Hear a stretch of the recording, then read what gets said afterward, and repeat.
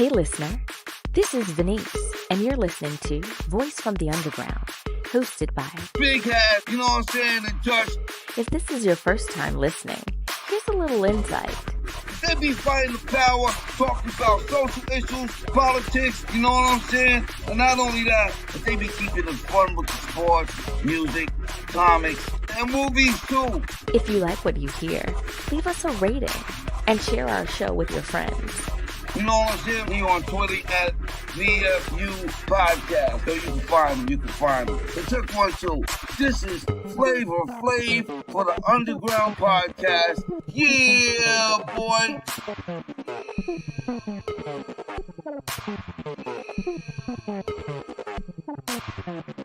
Welcome to the Underground.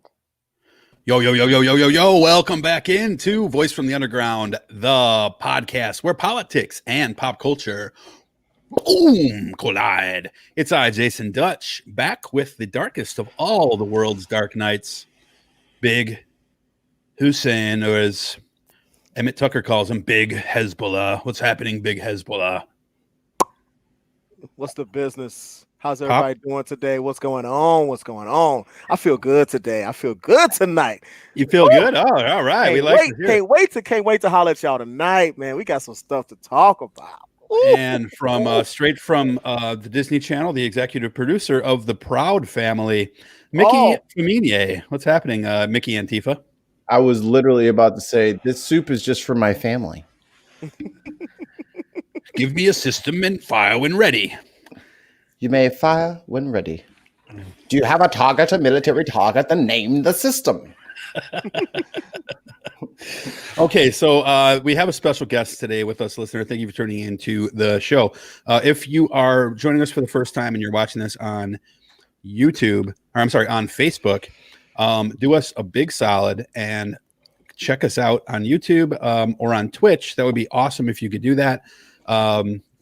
The links over there, I'll give them out real quick because those actually I will type to get credit for it. We'll put them into the links here into the chat. But if you would like to do that, you can subscribe to our channel at youtube.com/voice from the underground podcast, or you can check us out on twitch.tv/VFU podcast. And I did finally fix the settings on Twitch the other day because our producer sucks balls and never did it. So I did it.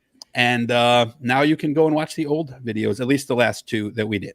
Also, I did do a video on whiteness the other day, on white pride, but I am going to redo that.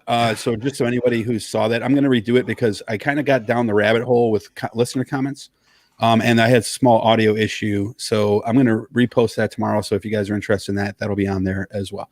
But let's introduce our guests real quick here. First, with us is congressional candidate from California, District 39. California knows how to party. And he will be, I will be, if he wins in 22, one of his constituents, because my new job is in Buena Park, which I believe it is. Yep. Norwalk actually is where it's at, but it's like right on the border of Norwalk and Buena Park. So it's right in there. Yeah, so I'll be definitely in it. I'll be under your tyrannical rule. My tyrannical rule, yeah. Mr. Steve Cox. What's happening? How's it going, guys? Go for Cox. Go for Cox. Go for Cox. We love Cox. We love Cox. We love Cox. Give us Cox. Give us Cox. Yeah, got the straight woman vote locked up. Amen as well. Yeah. Hey, how's it going, everybody? 39th district. Yeah, that would be the district. Although there's going to be redistricting, so it's going to some of the borders are going to change a little bit by the time the election happens because of the census. You got to build a wall. You got to build a wall. So, and I also heard, and now this is just Twitter rumors, that you're going to get, just like Tekashi 6ix9ine had 6ix9ine tattooed on his face, because you're in the 39th district, you're going to get 3-9 tattooed on your face. Are these true? Oh, of course they're true. I want to be the first congressional candidate with a facial tattoo. The first congressperson the first one with a facial tattoo, I think would be amazing. Every speech on the floor, it saves It's going to save C-SPAN the time of like putting the name down there or figuring it out. They'll know exactly what it is. 39th. Like it'll be right on my face. Literally. I think that's a great idea. I'm definitely. It'll be on Cox's face.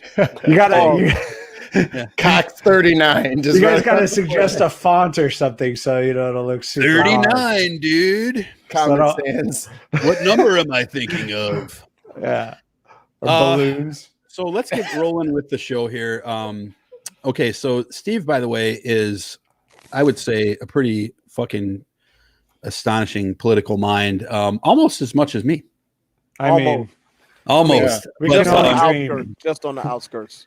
And I'm guessing all of his folks will be in here trolling us today, so hopefully so. We'll have Mikey send out the YouTube link so that he can post that up. Here we go. You don't know your asshole from your elbow. So. I was going to say on the clickety-click comments here, but that's just us commenting. So we are still in the. Oh no, we do have an outcast, Utah outcast. Hello, Utah. You got to get up and get out and get something. Okay, so a couple quick things. Number one, I 3 weeks ago I started watching Cobra Kai.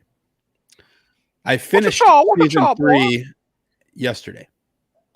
And I am wearing this shirt, okay, because Johnny Lawrence wore this shirt in the last episode. In fact, he wore a gray hoodie with the Red Hot Chili Pepper shirt. His was black, mine's red. I don't care. I don't own a fucking black one. But let me just say, I got a black one.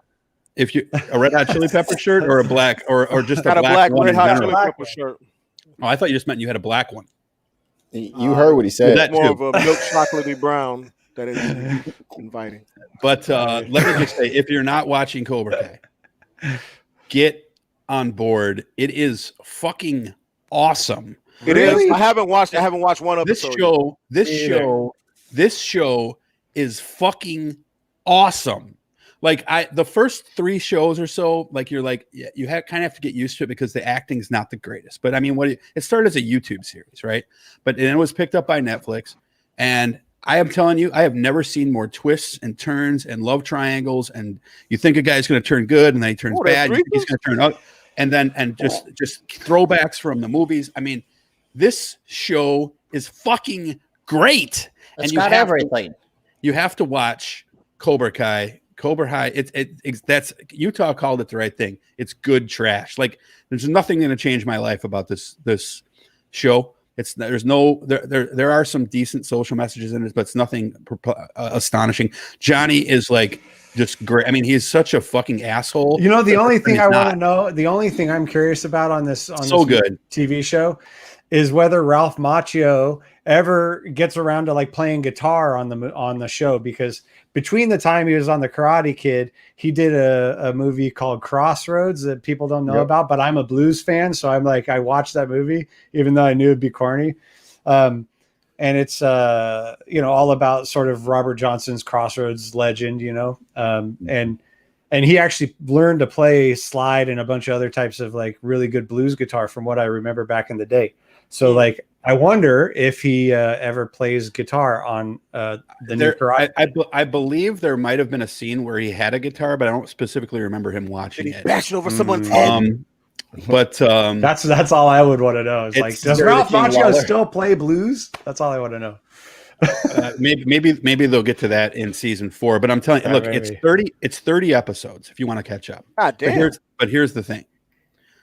Some of them are only 26 minutes long. So how long are some of the other ones? Like what's the longest range? one? The longest one was 40. It sounds like Love, Death, Sex, and Robots. That's how maybe the death and the robots part, but I don't know about the love and stuff. Do they do a good job with like the 80s cliche stuff? Like it is a non-stop 80s cliche. Oh, that's pretty cool. Like Johnny's outfits, like every t-shirt he wears, how like Mother's Milk in The Boys is always wearing like an old hip hop t-shirt. Everything he's wearing is like Zebra or Depeche Mode or like Red Hot Chili, something from the 80s. And like he's the guy. This is the only spoiler I'll give you. The guy is still whacking off. Yeah, I knew he had to do it. I knew the guy still whacks off to 80s Sports Illustrateds. Well, I mean, so of do course I. I mean, come on. Okay, but I mean, who doesn't? Who doesn't do that? I thought that was a regular thing. Is Like that Kathy everybody did Ireland? that. Is it the Kathy Ireland edition? He had, absolutely. He's Cindy Crawford, right? That would have been Cindy Crawford. Cindy Crawford might have been the 90s, but quick interruption. There are two things from DeKalb, Illinois. Barbed wire was invented there, and they also invented Cindy Crawford. Right, Cindy Crawford. Actually, my that's a solid creation. I used to live at DeKalb. Go ahead. I'm sorry. After she got famous, because my dad is from DeKalb, and my dad was in her dad's graduating class. So when they went back to high school, your daughter's really pretty, you know. Oh yeah, like I guess when they went back, it probably was the 20-year reunion. I'm gonna guess, or the 30-year reunion. It probably was 30-year reunion. Or it might have been 20. Well, let's see. He was 44, so 72. He would have graduated. So yeah, it was probably a 20-year reunion. So he's like, yeah, I was kind of friends with her dad and everything, but like he was just the biggest pompous cigar smoking asshole, and like the whole 20-year reunion was like posters of her because this was when, like, she first hit. Like she was only like. So he's a proud dad, but he took it like 10 steps farther than normal proud dad stuff should go. So I promised my dad that I would bang her and put a video online, and I did it. Oh, but I didn't have the camera on. Oh, you forgot to hit record. It's classic. I could have been the first hit the Kim button. Kardashian. I could have been the male Kim Kardashian. Man, what a bummer.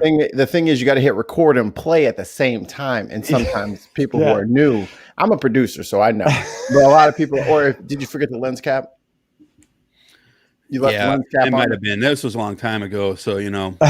Do one of these where it's like, oh my God, let me tell you the love. But she would obviously remember. If I ever meet her, I can ask her, and she would obviously remember. Yeah, I mean, she's a Patreon. She gives us $3 or $4 million a show. That's why we have this high production. Yes, may I speak with Cindy, please? Yeah, yeah, I'll hold. Hold on, Dutch. I got her on the line. Okay, I'll just sit this here. All right, wait, she'll be on in a moment. We'll get to Cindy Crawford. Hello, is this Cindy's mole? Oh. You're the whole reason. You're the only reason she showed up at all. But you get all the credit in the world. Austin Powers. All right. So there's our Cindy Crawford fact of the day. And when we say barbed wire, we mean the actual barbed wire, not the Pam Anderson movie. Oh, we don't know that though. That's why they that was nominated for something. I'm sure. Probably so. Got nominated for a Spanky. A Razzie. A Razzie. He probably won 2 Razzies. So we invited Steve on the show for a specific reason. That's because a week ago we knew that there was going to be a very interesting day coming up in Congress here in the next day or two, as the results of the election are going to be contested. But there's other things that have popped up. 2 things today, in fact, that we kind of need to address quickly. Now, as I take it, Steve, you have no idea what I'm talking about when I say, listen, have you heard the tape? I do not know of a tape. I said it like 3 minutes ago. Yeah, right? yeah. So I was all day. I was in the yard, in my backyard, refinishing furniture that, like, as a hand-me-down, my daughter's grandparents on my wife's side gave back my wife's like furniture from when she was a kid, and so I'm like refinishing all that furniture. Yes. I'm finishing all the furniture to put it in her room. So I was like, that was all I did all day. I didn't see nothing. So you're like a regular guy. You're doing chores on the weekend. Right. Yeah. I was watching Cobra Kai, but then we took the kids hiking and we had a long day too. And I didn't hear about the tape until probably around 3:00. So I was pretty disconnected. So at about 3:00, a friend of mine was like, what do you think of this tape? I'm like, I don't know what the fuck you're talking about. So I went and while I was in the car, I Googled it. I listened to a couple of the shorter versions of it. I didn't find the big one until like maybe 5 minutes. I don't know when you put me on the show, buddy. I found. Oh, you mean the black one? Yeah. He's just unaware of what he's found. He hasn't witnessed it yet. So that was a good soundboard clip, but I have this up. So we're just going to start with the first thing before we get to the tape. Brief thoughts on what I think is a fucking joke. Nancy Pelosi, again, Speaker of the House. Just goes to show that the Democrats are fucking idiots, in my opinion. Mikey, I would like your opinion first. Opinion on what? I've never trusted them. They've never they've never moved in one way that led me to believe that they were competent at their jobs. Like if I ran a small business or even a large business, none of the motherfuckers in charge right now would be managers. No, not at all. They're awful. I wouldn't put them in charge of a single damn department. Not anybody. Especially marketing. Excuse me. Yeah, especially marketing. And that's unfortunately that is just that is the landscape as we see it. Well, have somebody right here. Hopefully we're gonna be changing some of that landscape. Your thoughts on Nancy Pelosi retaining her speakership. Who are you asking? Haas? Oh, Mr. Cox. Oh, okay. Mr. Paul. I think that this is just a big walking pause every time we say his name. So I've never been a Democrat. I've never actually been a registered Democrat in my life. I was a Republican until I was like 23 years old or something, 25 years old. And then ever since then I've been independent. So like I have nothing for that party anyway. But I just watch this all sort of as an outsider, and it makes me laugh. Like it's the funniest thing. It's like I'm an observer, right? Like it doesn't affect me. It totally does affect me. It affects all of us. But like, I just giggle. I mean, Alexandria Ocasio-Cortez, who I've been a fan of since she got into Congress, mostly. She didn't like she wouldn't even hold Nancy Pelosi to account to try and get a vote on Medicare for all or any of the Breonna Taylor justice bill, things like that, to get a vote on these things. She could have held her vote for Pelosi hostage. All of those squad people could have done exactly that stuff. Yep. And they could have held those votes hostage and said, look, if we don't get a vote on these important issues, then we're not voting for you. Period. Because she's the one that decides what goes up to vote on the floor of the House. So like you can't put her in charge of what goes up for vote without having an understanding ahead of time that the important stuff that you say you want to do is actually going to get voted on. So we can get a record, whether it passes or not, but so that voters can get a record of who supports what and understand who needs to go and who needs to stay in order to get this stuff done. I mean, Medicare for All has a 88% approval rating among Democrats. It's like 69% among independents, and it's 50% among Republicans. So this is a done deal. Just bring it up to the fucking vote. The Democratic Party, the DNC, when they made their platform for 2020, voted 78% against putting Medicare for All on the platform, even though 88% of Democrats support Medicare for All. This is not, I mean, and I knew it was going to happen. They're paid off. They're owned by the same people that own the Republican Party. So like, they're going to be, that's who they serve. They don't serve us. If they actually worked for us, a lot of this stuff would be much different, but they don't. Big Haas, anything to add? That's pretty well said. What are you adding in your mouth? He could almost taste that bite. That one hurt. I know that one hurt. You're a real professional. I really wanted that morsel. All right. My friend / client Peggy bakes, and she made pecan caramel crumble. So she's literally awake and bake. Like she bakes. This is fucking good. And I'm not gonna put her healthy too, right? Them keto cookies. Yeah, it's healthy. There's a keto cheesecake that I just ordered. It's got amazing reviews. I can't wait to try it. But anyway, off the keto cheesecake and on to Nancy Pelosi.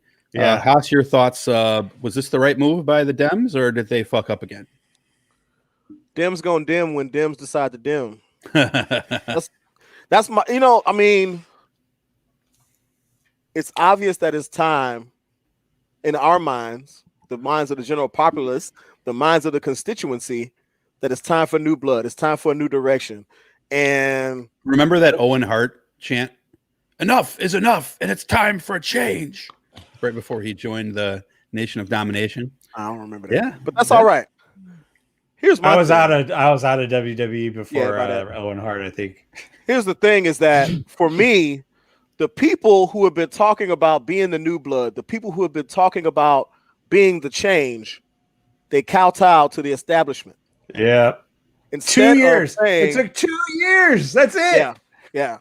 And I almost want to be like Steve Cox and run for office. If I didn't have so much shit in my past, I would run for office just to gotta get in there and see what is it about being in those halls that makes me corrupt. I gotta tell you, changes people.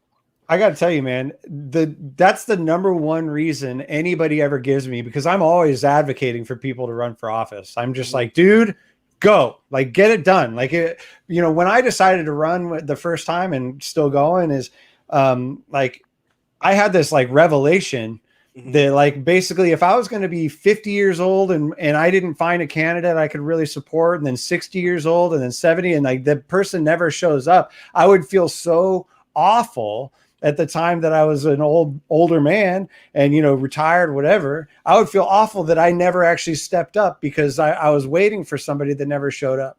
So I just decided that I was going to be the guy that I would have supported. Like that's really what it comes down to. And I think that everybody needs to do that. Like, look at it from that perspective. If you really care about the policies that our government puts forth, and you care about the planet we live on, and you care about your fellow human beings, if you really care, somebody, man, if you know you have the talent of gab, you can talk like me, I can just keep rattling, but if you have the certain talents that you need to be a politician, get in and do that. If there's something else that you're good at, graphic design or whatever, and you want to help out, but like, it's fine. But like, people have to get into this thing. They have to, because we got to get these people the hell out of here. I can't do it. They do a deep dive on me, man, and there's stuff back there. What are they gonna find? Oh, it ain't worse than Trump. That's true. Nobody's out of pocket now. I mean, you have to be a criminal to, like, I used to think, because I'm and I ain't got 30,000. I ain't got 120,000 laying around to be paying for. Oh, that's okay. We'll have somebody else pay for that. Don't worry about that.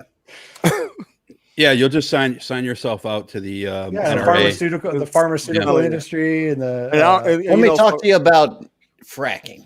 For some people, there is no amount of money that you could offer them for them not to try to trash me. So, well, some of what they say might be true, and some of it may not. So, well, yeah, the old ex, they'll always go after the ex-wife. I'll have that problem too. Man, oh man, she'll talk about how I abused her, which it was the opposite. But people will believe it. Of course. I gotta go get my power supply. I'll be right back. All right, no problem. Well, so your Coke guy's at the door.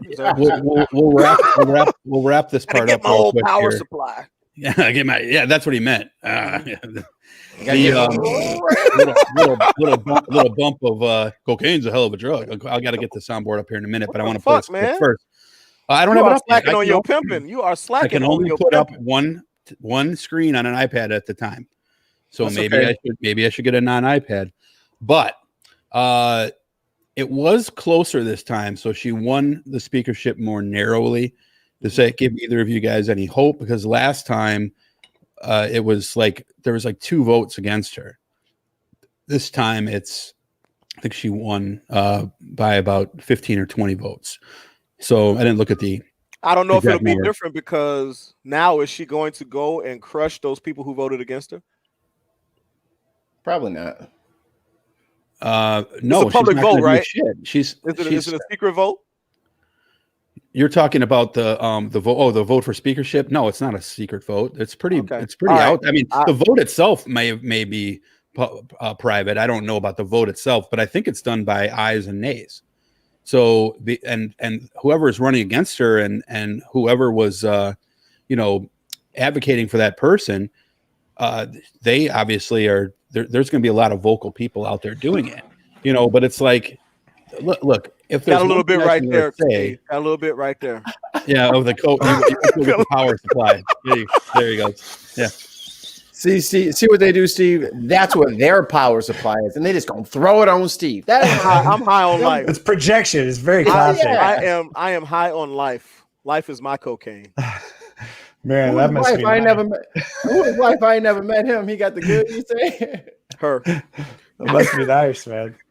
So General Anxiety asks, what about AOC squabbling and crying victim? I'll also have my producer pull that up because I have no idea what the fuck you're talking about. Yeah, I don't know what that means. Because a bunch of us on the actual left, we've been pressuring her about this thing I was just talking about, getting Nancy Pelosi to bring up the bills that are very important to us up to a vote. And, the stuff that they said that they got elected to get done, Right. She, so a bunch of us on the left have been kind of belligerent about, how much we disagree with her tactics. You consider yourself to be on the left? Yeah, but I'm on the political compass, anything but the right is the left right now. Yeah, I'm bottom left corner. And so, but like the Democrats are top right corner, so are the Republicans. They're both top right corner. They're in the same quadrant of the political compass. I'm in the bottom left corner. So the way that works, the top half, anything above the center line is authoritarian and increasingly so. Everything below is libertarian and increasingly so. And then right and left are just economics. It's about how much control you think the government should have over the economy and that sort of thing. If it's no government control over the economy, that's as far right as you go. And then, complete government control of the economy is as far left as you go on that quadrant. So I'm like left of center and pretty far down on that thing. So I do consider myself on the left, but I like a lot of people, that follow me and whatever are progressives, and that's the label that they use, is that they're progressives. But I've never a lot of libertarians following you, is why I say that. Yeah, I do have a fair number of them. I think a lot of them are waking up to what the difference is between there's in libertarian terms, or in old writings about libertarianism started out as a left-wing thing. Yeah. It started out on the left. But it went right here in America only, really, and then it kind of spread a little bit to like UK and whatever. And so the difference between the left and the right libertarian, if you will, is a right-wing libertarian cares about negative liberties, negative freedoms, and that means keeping the government out of your life. So like government doesn't tell you what you can and can't do. That's what they care about, and that's all they care about. And I also care about that. But it's not the only thing I care about. On the left, you also introduce the concept of positive liberty, which is enabling people and empowering people to be able to be free and to live free and actually do what they want, not be strapped by huge medical debt or school debt or whatever that keeps them from being able to do what they want in their life. And that's a left libertarian position. So I look at the government and I say, yeah, the government does go overboard a lot, actually. Pretty much anything that's a victimless crime, I think shouldn't be a crime, technically. So but that's the libertarian side of me. But on the same token, like, you can't just let health insurance or healthcare companies or whatever just do whatever they want.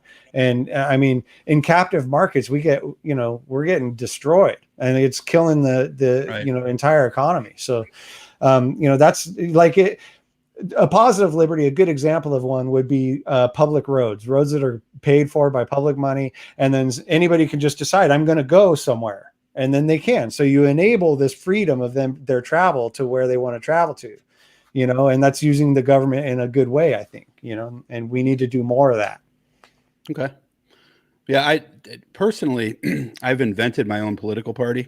I believe that I'm what you would call a progressive libertarian. Oh, so because I don't see any headbutting between the two, to use not in the classic term of libertarian, what it actually meant. No, right. But it's always the capital L libertarian that's problematic, because that's the party, and the party is right-wing libertarian. So they think the free market will fix everything, like it's God. Well, free market versus fair market is an interesting discussion. I honestly I think there's leanings I have leanings that go both ways on some of those, but Okay, so last thing, there was a congressman-elect who his name was Luke Letlow. Oh yeah, he died of COVID. He gone. Yeah, he's gone. He was supposed to be sworn in and died 3-4 days before. Obviously, very sad. We don't root for anybody to die. Yeah. However, I think it speaks volumes that at his victory party on December 5th, there was 0 masks in the house. Now, does that? I don't know that he caught it that day because he tested on the 18th of December. That's within the window, I think, and died like right after Christmas. So I don't know. I mean, I'm not a doctor. I can't say. But nonetheless, obviously he had small kids. So yeah, that's really the saddest part of the whole thing. It's still a tragedy. Is the kids lost their dad. That's really rough. And that's not nobody could ever, like, that's not okay, regardless of whether you like the guy, it's not okay. But at the same time, like, that dude, like, if you look around the right, if you look at some segments of the right, he was relying on people to vote for him, to show up and vote for him, who probably would have judged him negatively if he did wear a mask at these sorts of public events and stuff. True. Because, so he was gambling. In essence, he was gambling with his life, his ability to win this seat. And he should have been smart enough to know that that's what he was doing if he didn't know it. And as far as I'm concerned, if he didn't know it, that's a problem of ignorance, and that's a bummer. But if he knew what he was risking and he took those risks, then I hope the juice was worth the squeeze on that. You won your office, buddy, and now you're gone. So we all have to make choices. And I stopped actively campaigning in February. In the public, I stopped because I had been reading about what was coming, and it was like early February. So, I made that choice right away, knowing I had a small baby daughter here that was at the time like 3 months old, 2.5 months old. And, I was like, well, it's going to hurt me to not be out there, but at the same time, like, I'm not risking it. I'm not doing this. Right. I'll come back next time. And so, I mean, I think that's a choice he may have consciously made, to risk it. So it's a bummer, but it's what it is. Haas or Mikey, any thoughts? Or I'm good. I'm curious. No, y'all nailed it, so I don't have to. I talk too much, man. I'm sorry. That was very true. No, that's okay. This is a talking podcast. The thing is that makes for good content. General Anxiety says that he was another COVID denier. I'm not sure of that. I don't know enough about his politics and his thoughts on COVID. But my thing is, I don't know that. I haven't seen anything to say he was a denier. He was, but he was one of those, like Steve just said. He was like, masks don't work. There's no evidence, that sort of thing. So it's like the freedom issue of it, which is just stupid. I got to tell you. I mean, if anything, you wear the mask to protect other people. Just of course. But asking Americans to do something for everybody else's benefit. In the United States of America. Hence the conversation we just had on healthcare. You're not going to stifle my freedoms. I don't care if 2 million people die from COVID. I'm going bowling. Yeah, but then they want.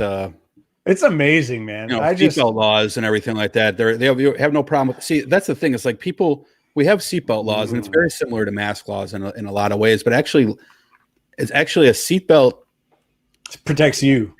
Right, exactly. It protects you only. Where the mask doesn't really protect you, it protects other people. Yeah, that's the difference. So, you can't be asking people to do something. There's emerging research that shows that having a mask does give you some measure of protection. Yeah, and depending on the mask. Depending on the mask, depending on the environment, because from what I've read, and it was a very credible case put together by Time magazine. There was a scientist that wrote a whole article about it probably a month ago, maybe 6 weeks ago, that talked about that the even though the CDC hasn't said so, that they believe that the virus is airborne, meaning it's aerosol. Not just like the little spots of phlegm and whatever that end up on things, and then that's where you get it. But actually that it'll float in the air, in air currents, whatever, indoors for a long time, and it'll gather there like a fog. And that's how they described it. It was like a fog or smoke. And so, it just kind of gathers and gathers. And as you get more and more of that, the environment becomes more and more, contagious itself and more likely to catch it if you walk in. So the masks, one of the primary functions, although it won't stop 100%, but it stops most of when your words come out of your mouth, the spittle that comes with it, the tiny amount, is bigger right here than it is as it travels outward. It diminishes in size and atomizes into the air. So using the mask is going to stop most of that, almost all of it, 90% of it. But it's not everything, but it's not going to stop you really breathing it back in. That's the problem, is it doesn't stop you actually breathing it back in from the environment. Where are you at on Steve? Because I know that the three of us, and we took some slack for this, but the three of us have, I wouldn't say we're anti the virus in any way, but we all have a level of skepticism. I mean, I'm anti the virus. I don't like it at all. I'm sorry, I meant the vaccine. I apologize. Hold on, bro. Just for the record. Anti the viral vaccine. Go fuck yourself. I was talking about. So you guys are anti-vaccine on this one? No, I'm gonna wait and see. I'm gonna wait. We literally just said no. We're not in any way anti-vax. However, so you're anti-vax. So we're anti-vax, right? We're not, but we are, because we say what we say is not what we mean. Just say Dutch. What we mean is what we don't say. Well, here's. But I am curious as your thoughts on the vaccine. So like, are you? I'm anxious to get a level of skepticism is. I'm anxious to get it because I have a daughter, and I want to protect her. So. She just turned 1 year old. Well, if you'd won the election, you would have already had it. Oh, no shit. But she turned 1 year old on Christmas Day. And so she's still small, and so she has an immune system and stuff, but it's not like it probably should be. And there's not a lot that, a lot of stories or a lot of data on how much it affects, infants and toddlers. There's a false statement right there, though, or I'm not gonna say false, but he just posted an incorrect statement because why you put it up there? Well, because I'm going to address it real quick. People say that New York and California are the hotbeds for the virus, and that is accurate. And they have the staunchest mask mandates. That is also accurate. However, population density. The population density in South Dakota and in North Dakota, where the virus is affecting 1 in 3 people, not 1 in 27 like California. Right. Okay, 1 in 3 people. It's just there's not enough people there, so Right. Yeah. So there's like 800,000 people in the whole state. If you look at per capita, then other states are worse. And look at Iran. Iran is a theocratic state. Iran only right before Christmas, which obviously they don't care about Christmas, but right before Christmas, it just so happened that Iran finally did a mandatory mask mandate. And before that, they hadn't, because theocracy says a man would protect you, right? Allah would protect you. Allah might protect you. That might be part of it, but the main part is that masks were for women. Yeah. That's obviously true. Don't you threaten my manhood, right? Women should. I know a lot of women that should wear masks. Even before the pandemic. Oh shit! Oh, Steve, go in there. Steve Cox paws are not the opinions of VF. You don't know these women. You don't know them. Well, let's get into. Whether I agree or disagree is not of note. Yes. Public statement is that Rosie O'Donnell, she should wear a mask. Rosie, wear a mask. In the words of Dave Chappelle. All right, so even though I may not be actually funny, but I am a stand-up comic in a way. Like I'm naturally a comic because I will always. You may not be funny, but looks aren't everything. Yeah, but I always try. If I see something that's funny, a statement that I can make that's funny, I'm gonna say it, and it doesn't. You gotta nail it though. You gotta nail it. Yeah, you got a white dude doing a Mr. T joke in Eddie Murphy. But I'm not gonna. It's really bad. I knew as I was saying the joke about ugly women essentially that it was gonna be like. But I'm like, but that's a funny turn of phrase though, to turn it around like that. That's you just lost or won. You either just lost or just won your race. So the thing is, I'm also. Do you know which? Because I have a lot of work in front of me that maybe I'll just skip out on. If well, apparently now there's a that will vote for you just for making fun of people. So I'm in the Flow State just keeps it going with the women.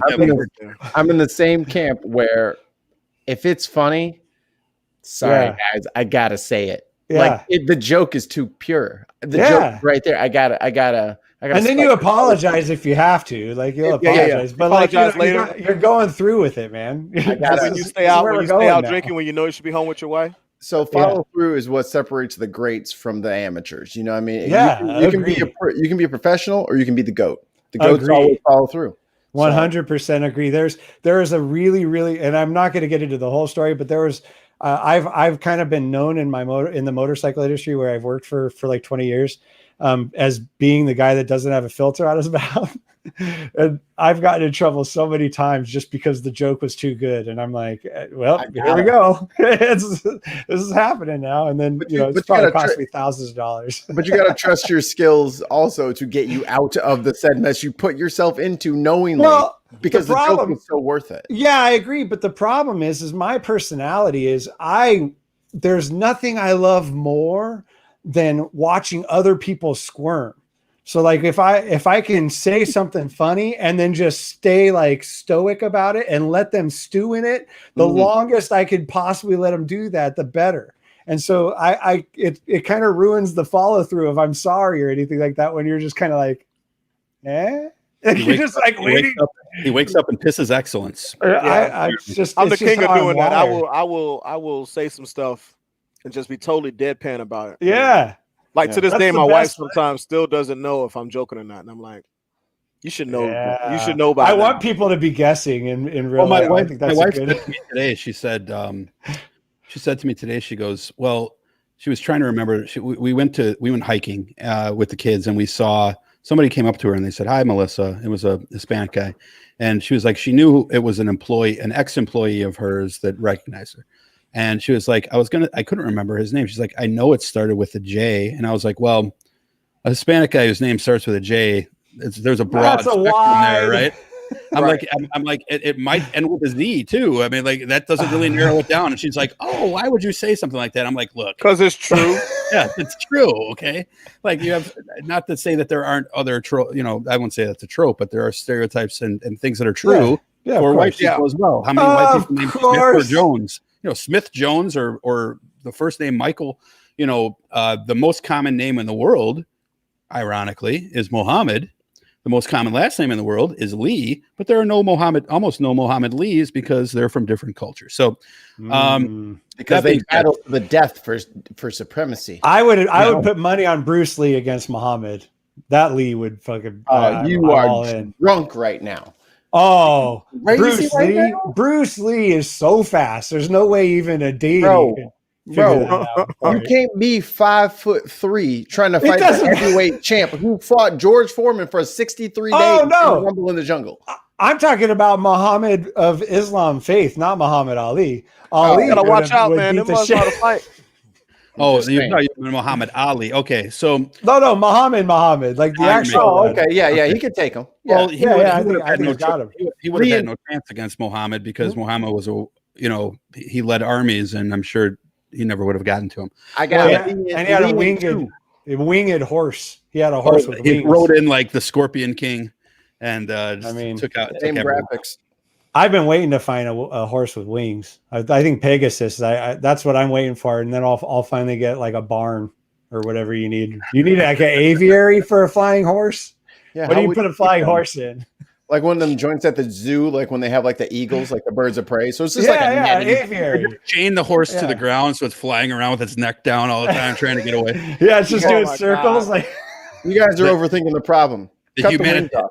Yeah. Oh, then it wouldn't be a flying horse. Oh no, you don't have to cut the wings. That's so brutal, dude. The opinions of Mikey Feminier. You just got to trim the feathers. Here's what you just said. You said you would de-wing a flying horse, therefore making it not a flying horse, and no one wants to come see it now because you made it a regular horse. He just made a horse. He invented the horse when we had Pegasus. Listen, I didn't say I was going to throw away the wings. I would keep them on display, and they would see them. Mount them on the wall like a trophy. Yeah. So then you could the wings on the horse. Take a picture with the wings coming out. Yeah, for obvious reasons, you guys, I had to remove the wings from the horse because it's dangerous to have a horse just flying around. You should have put him on a pig, and then pigs would fly. Listen, do you know horses have rock feet?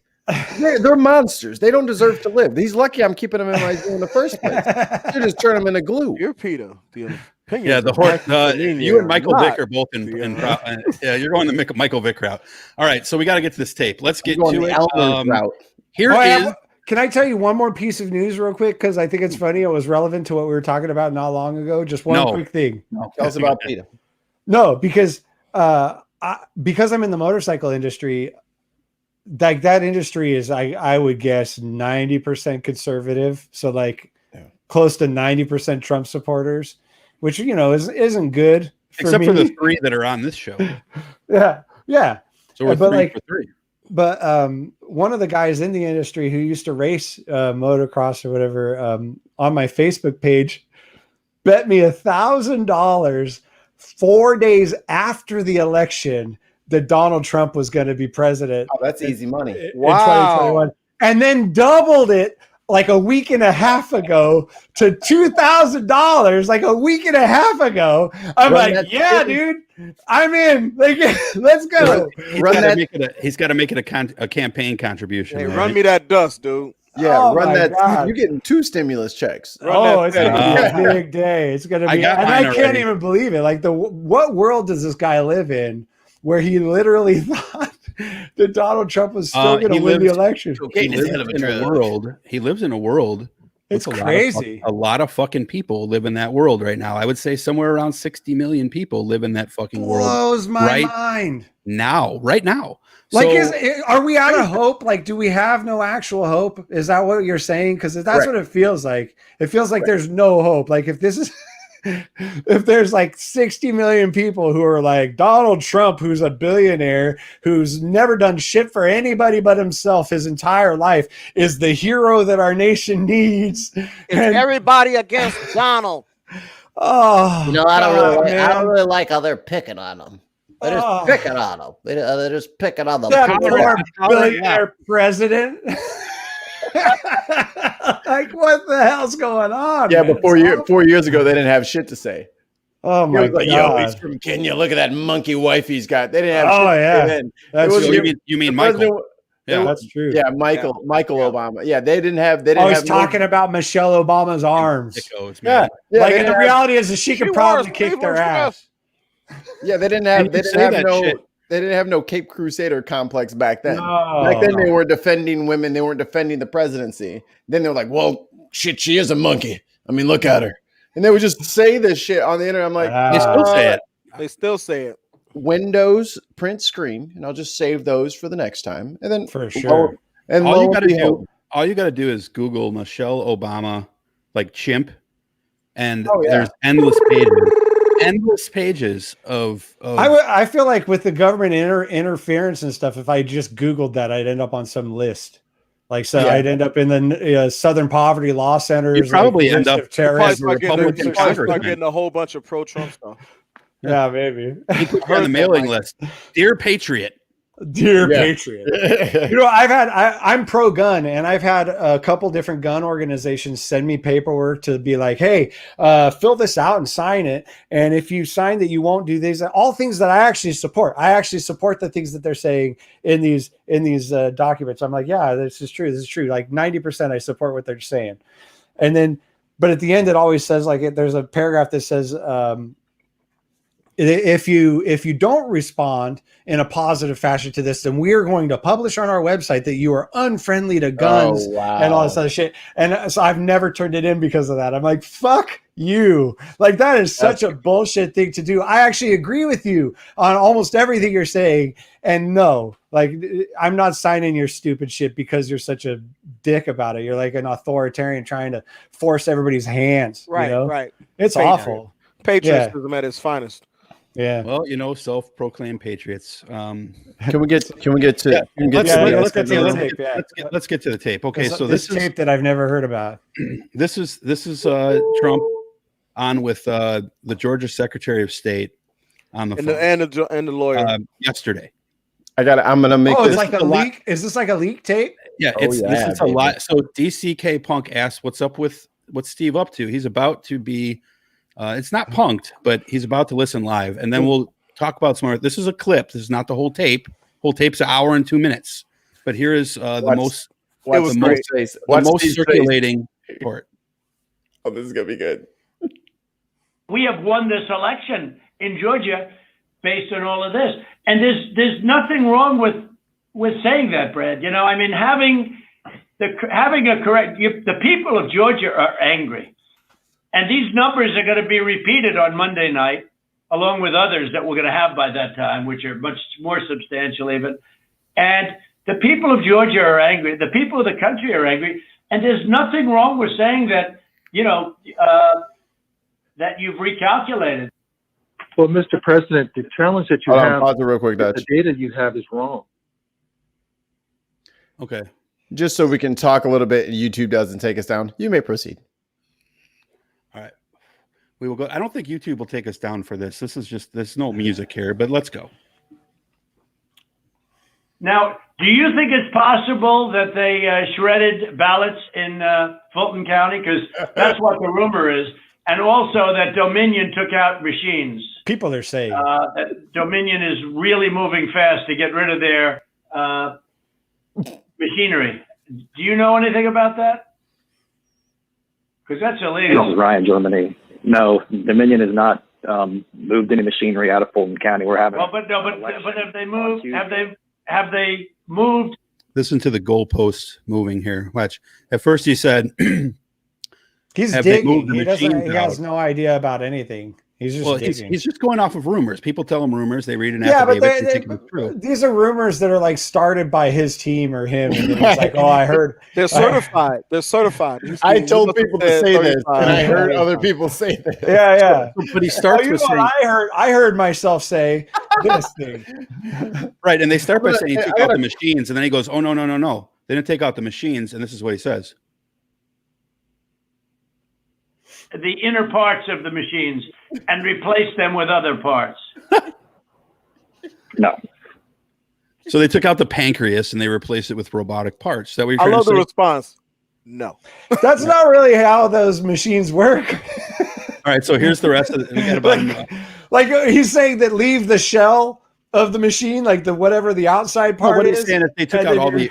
I'm sure that they're saying that they took out all the incriminating, like forensic stuff that could be checked. But of course they did. My wife worked as an election judge. She was a poll worker. Is she an expert on the machines? Is she an IT guy? Like, I worked on the Dominion machine. Does she own 10% of Dominion stock? She's like, that's not how it works. I wish we did.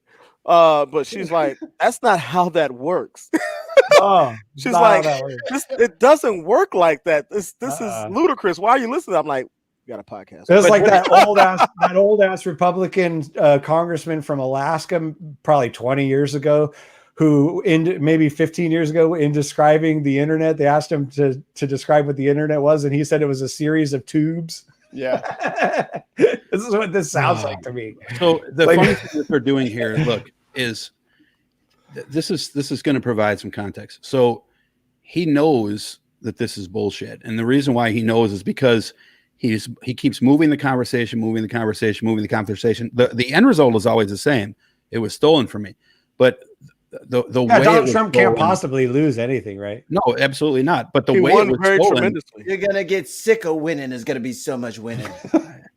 Are we great yet? I'm just keep wondering that too. But I thought we were keeping it great, so that implies that we are not great. Yeah, CAG. Well, then he changed the tagline from CAG to like something else. This was just ridiculously stupid. I can't remember what it was. I mean, but like honestly, like Build Back Better. Like holy shit, man! This is.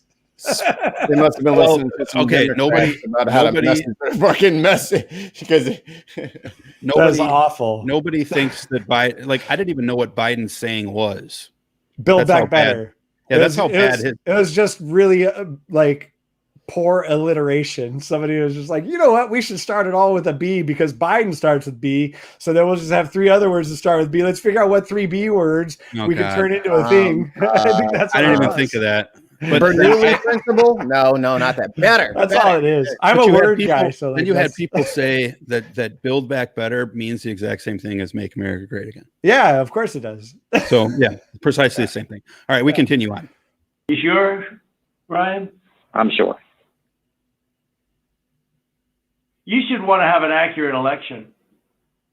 And you're a Republican. We believe that we do have an accurate election. No, I know you don't. No, Wait, no. what? You don't have. Not even close. You're off by hundreds of thousands of votes. I won by 400,000 votes. You know what they did, and you're not reporting it. That's a criminal. Man, he's starting to lose it. He's getting really upset. And, you can't let that happen. That's a big risk to you and to Ryan, your lawyer. That's a big risk. I want to see him this mad in person once. What's that? I want to see him this mad in person once. I just want to be in the room when he's this angry at something. I just want to see it. Well, believe me, it's going to get more interesting. So okay. Alex, in my opinion, based on what I've heard, and they are removing machinery, and they're moving it as fast as they can. He said they were shredding ballots. Both of which are criminal fines, and you can't let it happen, and you are letting it happen. I'm notifying you that you're letting it happen. I'm letting you know. You want notice? Hey, look, all I wanted to. Okay, so this is key here. Okay, this is the part. This is the part Okay, right here. I'm sorry. But everybody, I'm sorry. no, it's okay. I would interrupt the real president like if it wasn't a recording. I would We know you would. We know you would. But this is the part right here that is really getting the tread right now. Both of which are criminal fines, and you can't let it happen, and you are letting it happen. I'm notifying you that you're letting it happen. So, look, all I want to do is this. I just want to find 11,780 votes, which is one more than we have, because we won the state. So tell me, Brad, what are we going to do? We won the election, and it's not fair to take it away from us like this. What are we going to do? And it's going to be very costly. Anyways. All right, let me play that. Let me play that part real quick one more time. All right. What are we going to do? What a little bitch. Listen to what he says here again.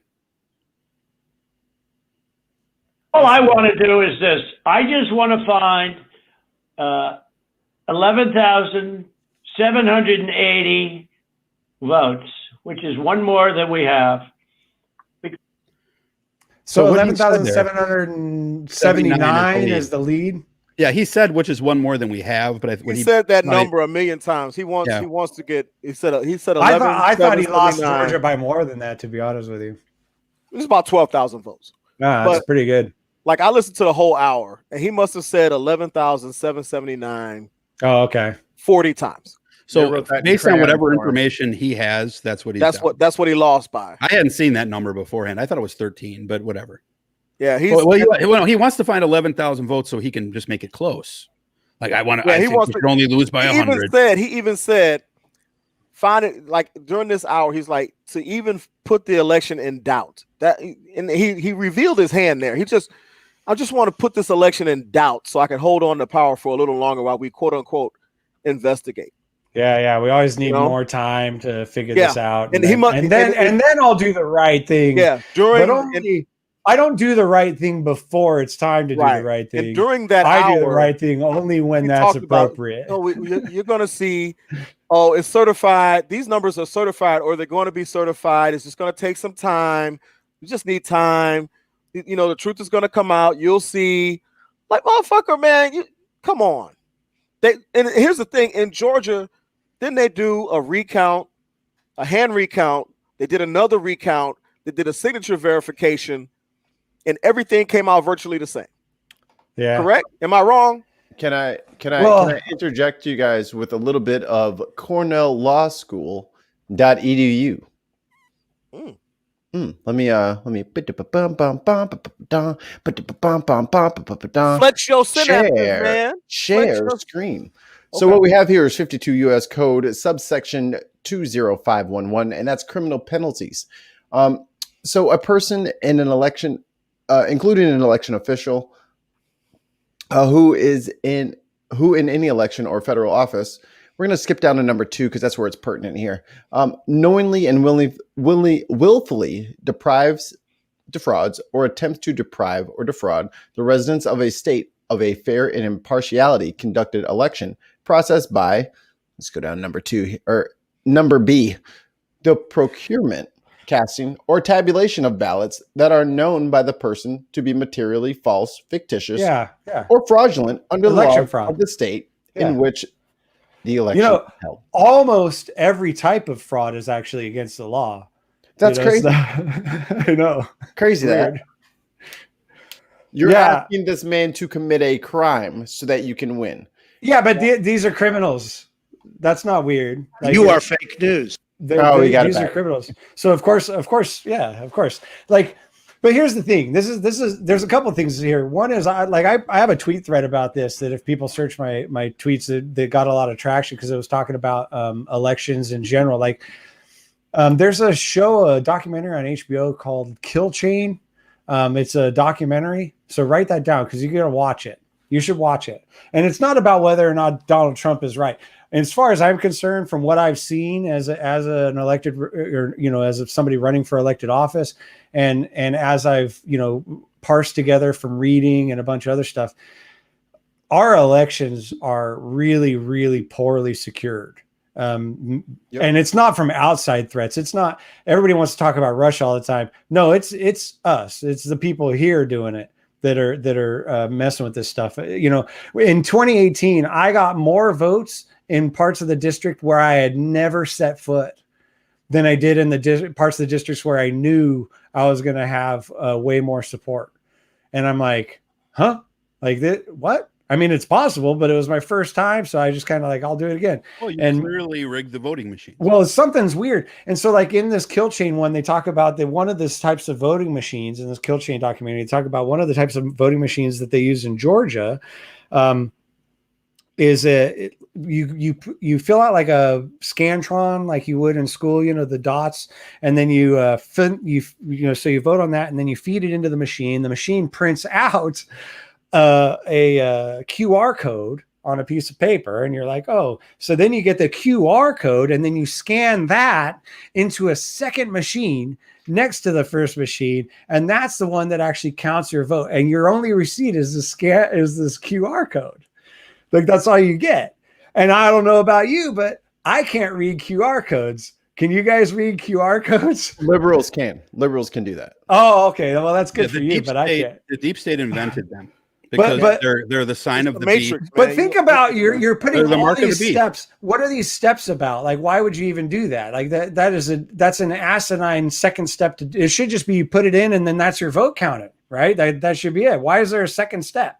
And people need to be aware, like, this sounds conspiracy theorist or whatever, but the bottom line is nobody really knows like the ins and outs of this. Like in California, we have mail-in voting for almost everybody, and you mail in your vote, and it says if your vote was counted, so you can go on the website and it'll say that they counted your vote.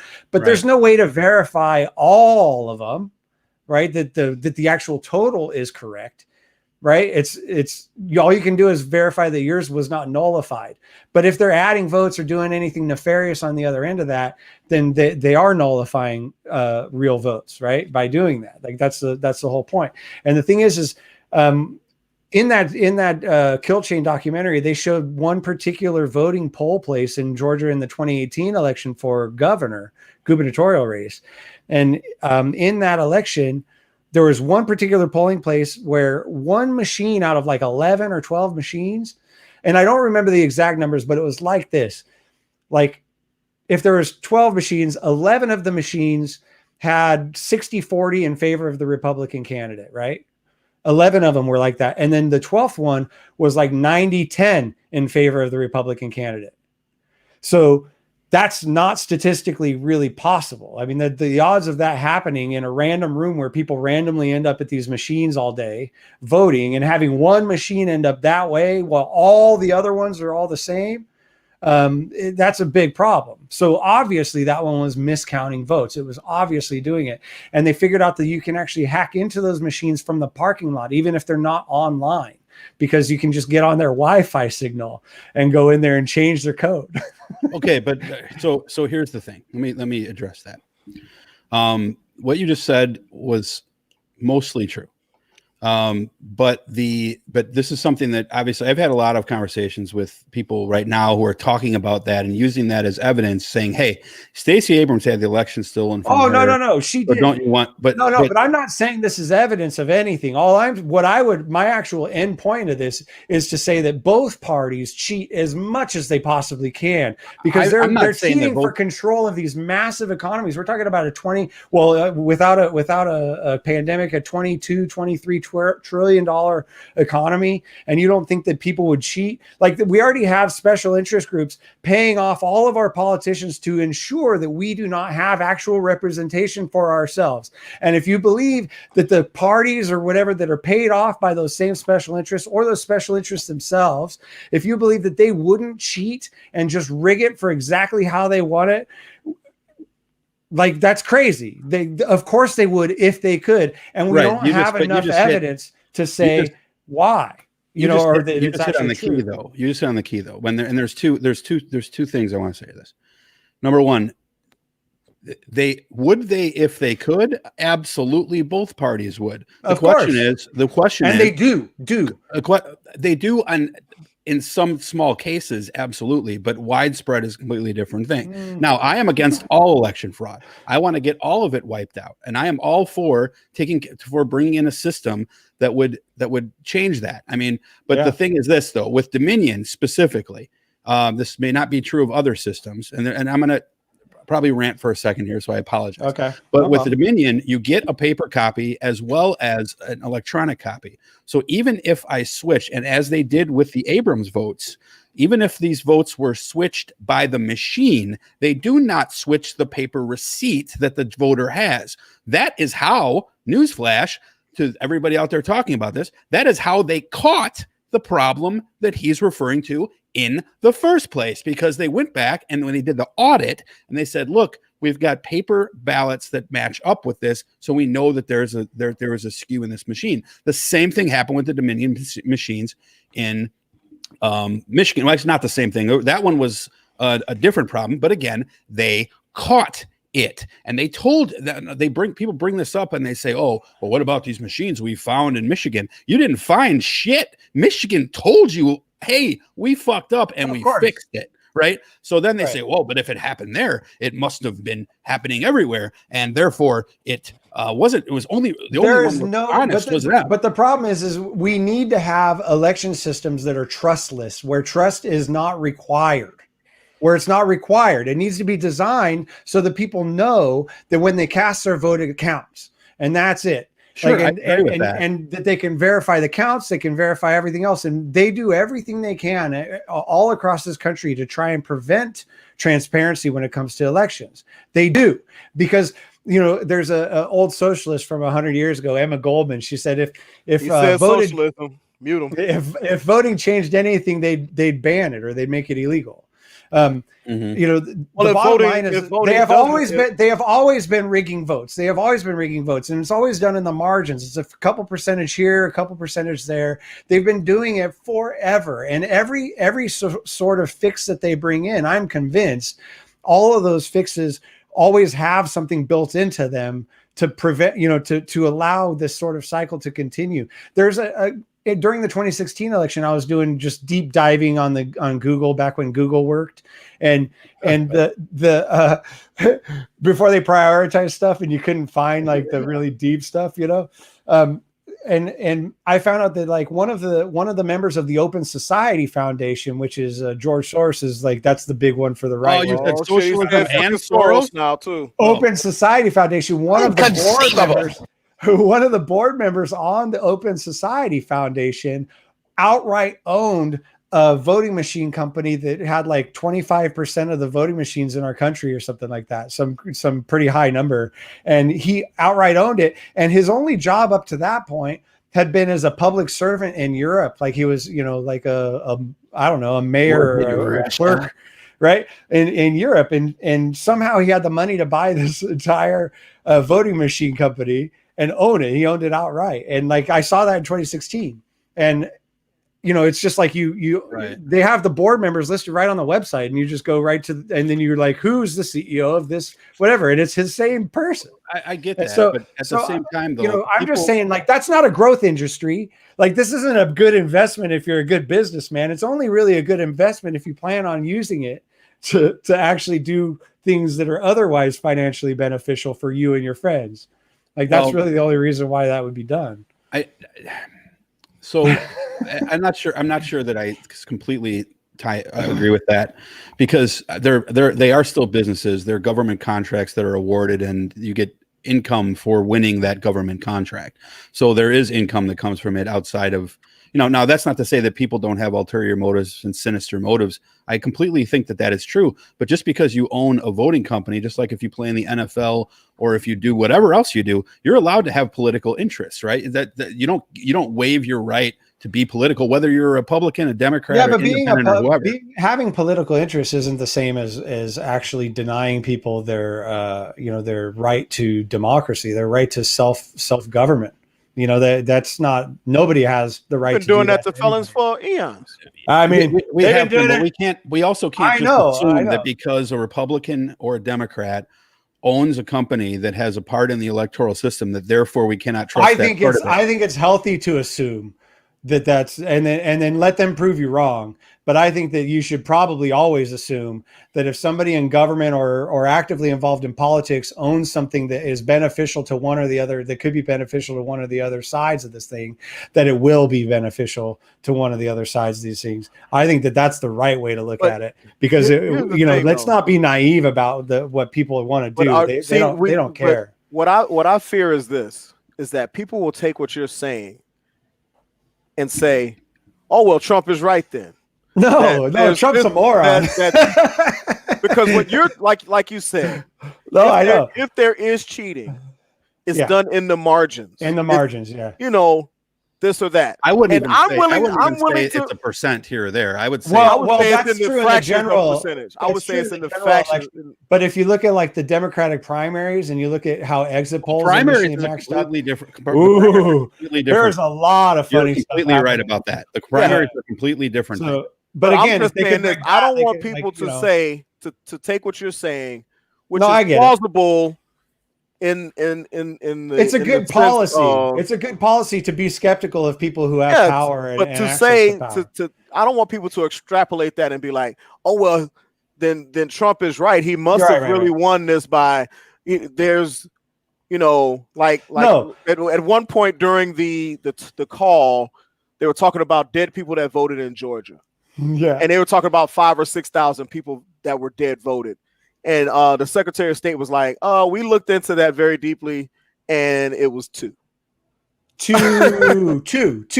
like not 2,000. No, two. No, and in almost every case of dead people voting, it's a junior who. So it's a mistake. It's just who still uses mom and dad's address or something like of that nature. And I'm a junior, so if I still use my parents' address, it would be, I mean, not technically a junior because we have a different middle name, but we're both William J. Mummert. So I very easily could have shown up on that list if I still use my folks' address. Okay, so let me clarify. But my dad's alive. Donald Trump is a complete moron, and he lost this race by a lot. And he probably actually could have won if he would have actually done anything right, even in whether it's this pandemic or handling, the violence and whatever, police violence, etc. I mean, the guy. I'm not an anti-Trump guy. I'm anti-Trump because I don't like Trump, but I'm not like, by default or whatever. Like whatever, he does something good, whatever policy he does, you don't hate it because he did. No, right, exactly. That's right. That's how we are. So like, he brought Mikey. He's Antifa. He hates everything. Antifa would be in favor of the criminal justice reform. You remember the Life Series commercials? Donald they said Trump Mikey signed into law, and he pushed that through with the help of Kim Kardashian. Or whatever, like through. It was actually her. It was actually the legal team behind her that well, I'm sure it was. I don't think she showed up and knocked on 1600 Pennsylvania Avenue on the door. It was like, "Hey, you lost your damn mind." Like, I bet you her showing up in the meeting definitely swayed some votes. Oh yeah, depends on what kind of pencil skirt she had on. But go ahead. But where I'm going with this is that, like, if you would have just showed some empathy for people dying in this pandemic, if he would have done anything to assuage it, I think he actually could have still won. Like the Democrats definitely did everything they could possibly do to lose. They did everything they could have done to lose. They nominated the least popular candidate yet again, the second time in a row. They the guy's out of touch. He talks about young people and says that they're like, give me a break. Like, I have no empathy for these kids. And they nominate a guy who wrote the first draft of the Patriot Act, who's authored the 1994 crime bill that put millions of mostly people of color in prison for victimless crimes and extended the death penalty to include victimless crimes. Right. And not only voted for the Iraq war, but pushed for the Iraq war for 5 years before we went to war in Iraq. And on top of that, he was in office. He was the vice president when the cages at the border were built, right? Like, it was his policy. Like, he owns that. He's the vice president. That's part of his deal. And they nominate that guy in these times. Right? Like, that was everything they could have done to lose, and they still managed to win. Donald Trump lost because he's a moron. He's a moron. He had every opportunity to win, and he lost. Is we're like that. Those comments that you made, everything as you were saying, and I was zooming them through the fact checker in my head, and the truth is important. Like, we're not here to defend Joe Biden. I don't think once he takes office, it's open season on him then, right? I mean, it should always be open season. Yeah, because we're here to basically observe and report on politics and the news media. So, if there's something that's true on the Republican side, then it's true on the Republican side. Haas says all the time, if Fox News tells me that 2 + 2 = 4, then guess what? It's 4. That's like his catchphrase. Yeah. But what I will say regarding the voting machines, and this is the one piece of evidence that I found to be interesting, that like, because I looked at everything, right? Like, whenever they would come up with this stuff, I'd watch these YouTube videos for these right-wing conspiracy theorists and stuff like that. And like with the suitcases and everything, I did a live video on the suitcases, right, and kind of debunked that to a degree. But there's one statistic that I thought was somewhat profound. And that was that Joe Biden across the country won by 0.5% on every voting machine except for 2. And he won by an average of 0.5% unless you include Hart and Dominion. On Dominion systems, he was 2.0% above Trump, where on non-Dominion systems, he was 0.5% above Trump. And Hart was actually 4% above. That's interesting. Okay? I'd never heard of it broken down by company. I went through and I did all of this. However, and so when I looked at that, I thought to myself, I said, okay, self, this is interesting data. I looked at it. It was fact checked, right? He actually talks to himself. And it's true. Okay. I do talk to myself. It's true. This is true. However, there are 4 systems where Trump went above the norm on the other end. So if you think about it, statistically speaking, if you have the aggregate percentage, and I did better on this particular machine that put me above the skew. Yeah, there could be a million reasons. To bring you back to the percentage, you have to have the other guy do better than the percentage on another machine. Otherwise, it can't be a percentage. It could literally be as easy to understand that as understanding that, for example, if it's the Dominion machines where the Biden did the best or whatever, it could just be possible that the salesperson or the sales team for the Dominion company happens to be connected into the Democratic Party, and that particular state or region's elections, or the Secretary of State there or whatever is a Democrat. Therefore, they're more likely to buy this machine, and their people already lean Democrat. So of course it's going to skew a little Democrat if it skews one way or the other. It could be that simple. Yeah, they're never going to add up machine to machine. Every machine's not going to be 0.666313%. There's going to be a statistical deviation from that. So, but noise. Oh, by the way, and I do have the new. By the way, we should just have one company if we're going to have any voting machines at all. Why doesn't the United States government go ahead and take care of that? That's not a bad idea. The problem is that they've deferred everything to the states, and the states are responsible for those contracts. And actually, it's not the states; it's the I municipalities. wonder why. It's so weird because for all these years after 2016, 4 years now, we've had all these Democrats talking about how we have to fix the security of our elections, and all they ever talk about is Russia or whoever else is going to hack in. China, they're going to hack in and like sabotage our democracy or whatever. They never talk about if the CIA might do such a thing, or the NSA might do such a thing, or the FBI might do such a thing. Like they never talk about if a Democratic Party or the Republican Party might do such a thing. They're always talking about that. But even then, they never actually got around to passing the bill. Isn't that interesting? They're like, oh, we really got to do this, everybody. And then they never did it. You're preaching to the choir. I mean, we're not. Yeah. We know that the Democratic establishment is corrupt.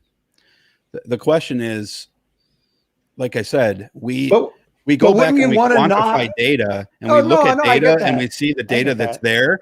And like if they were to come out 5 years later and said, oh, you know what, we finally finished this analysis and we found that there was XYZ fraud. Yeah. Then I would say, okay, let's do something about that. Now, in hindsight, I probably wouldn't give a shit that it cost Trump his election. And I say that happily because Trump is a cancer, and maybe it was just God who came in and changed the votes. But obviously we don't have any of that. Jesus. And here's this is, we gotta get to the humidor, but this is a very, very interesting. Did we finish the tape?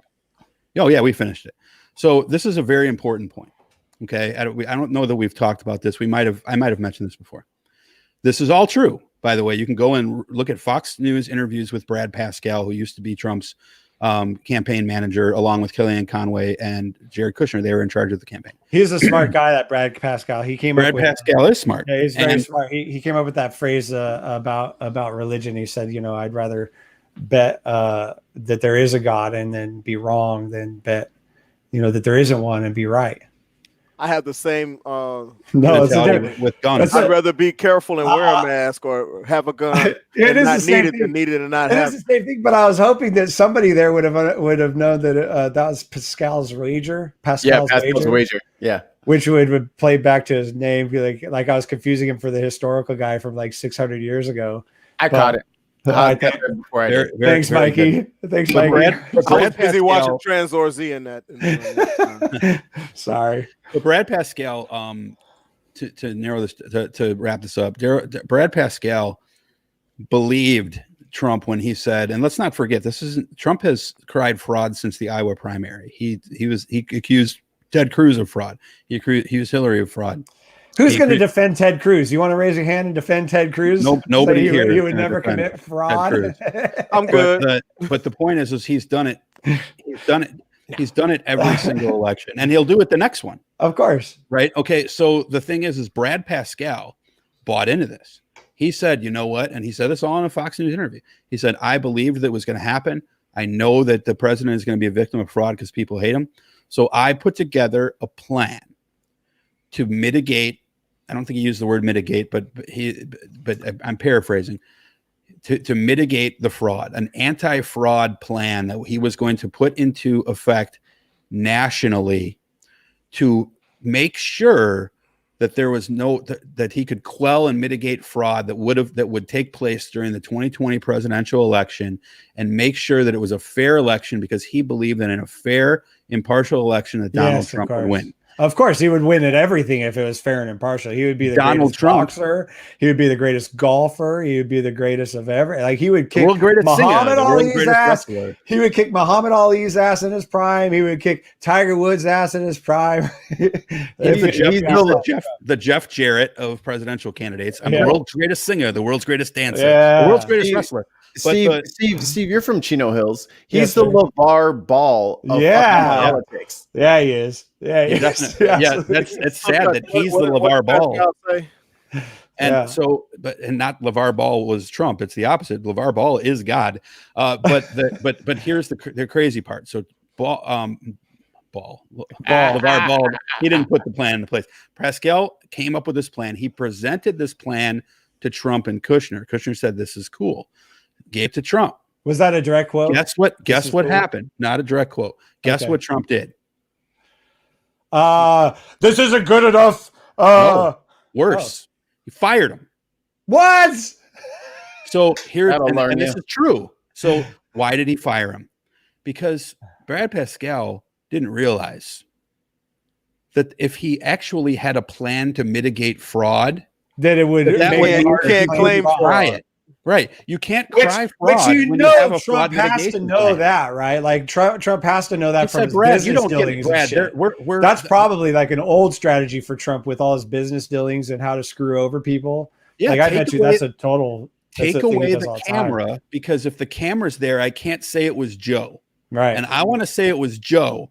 So if I can't say it was Joe if you have a camera. So you forgot. Plausible deniability. Okay. So this is true.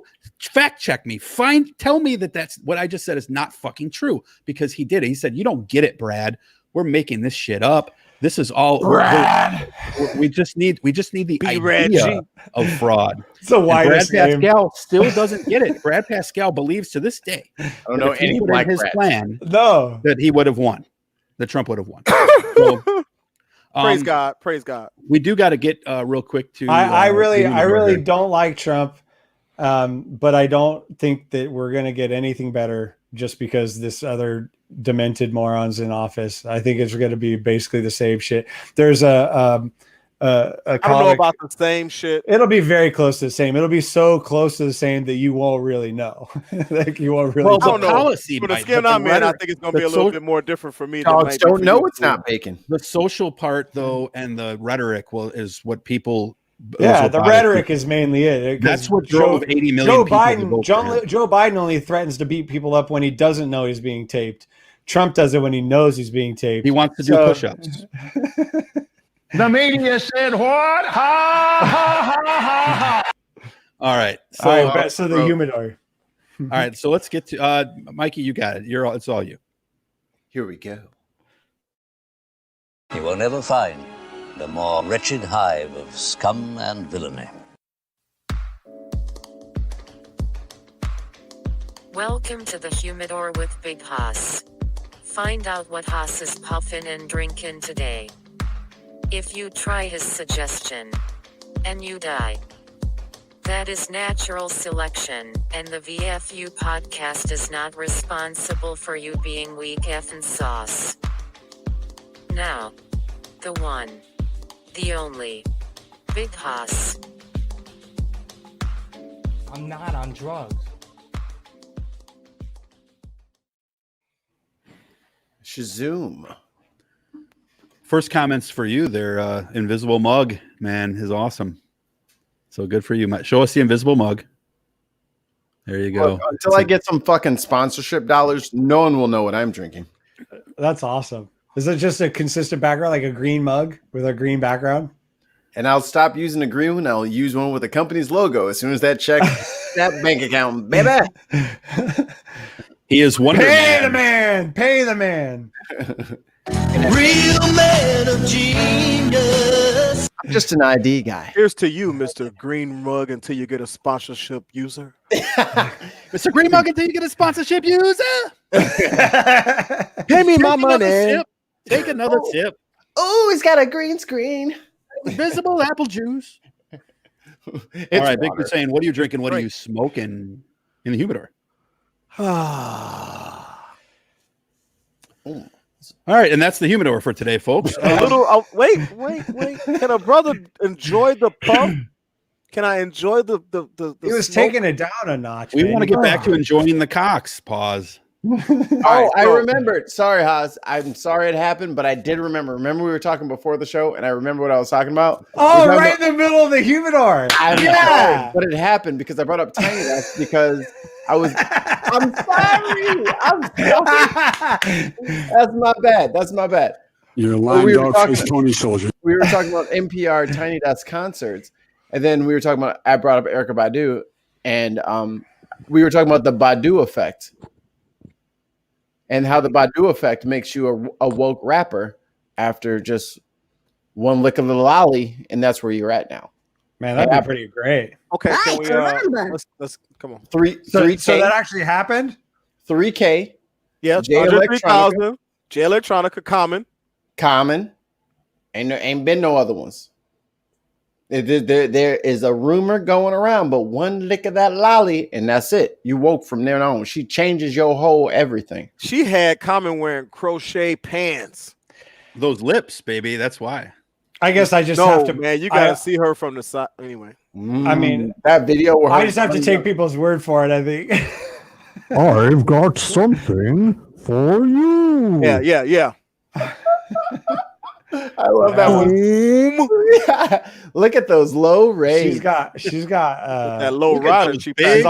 She's obviously something special, right? So, like, that's good. You should be nice. Glad to I'm not. Like that's kind of trouble. I love Erykah Badu, but I never want to meet her because I can't. She's the female version of okay. Look her in the eye. She's a singularity. Number one. You're thinking pretty highly of yourself there, buddy. Like, think that you're going to get a lick of the lolly, and it's going to. I rap way better than J Electronica. Let's get aim that for the stars. You way. land on the moon, dude. Oh, man, aim for the stars. You land on the moon. I used to make an analogy about marrying Angelina Jolie, and after a while, I stopped making it because I'm like, she'd never marry my ass. Like, there's no way I'd be able to back Angelina. If I had your attitude, Thornton, exactly. Billy Bob Thornton got a lick of the lolly. That's true. Never mind. I am far superior. I remember those stories. He used to have one of them used to carry their other person's blood in a vial around. That was her brother. Ooh. Yeah. That's rough. And Steve, if I had your attitude, the woman sleeping upstairs right now would not be there. Oh, no. Same. Okay. Exactly the same in my house. Exactly the same here, man. I outkicked my coverage like a motherfucker. Oh, man, I outkicked mine. I was in the front row, man. Dude. Hey, check it out, man. I'm walking through the mall or whatever, and people are like, God, how the fuck did you do that? I don't know, but it worked. So whatever, y'all. I look at him straight in the face and I go, I'm funny as shit. Yeah, funny is the obviously key. True. It's not this. It's none of this. because we know Brad Pitt is hilarious, right? Like he gets all those chicks because he's so funny. He's just such a funny guy. All right. It's just let's get to the humidor. Let's get to the fucking humidor. Let's talk about this beautiful cigar that I'm smoking right now. What her name is? The media said what? Ha ha ha ha ha.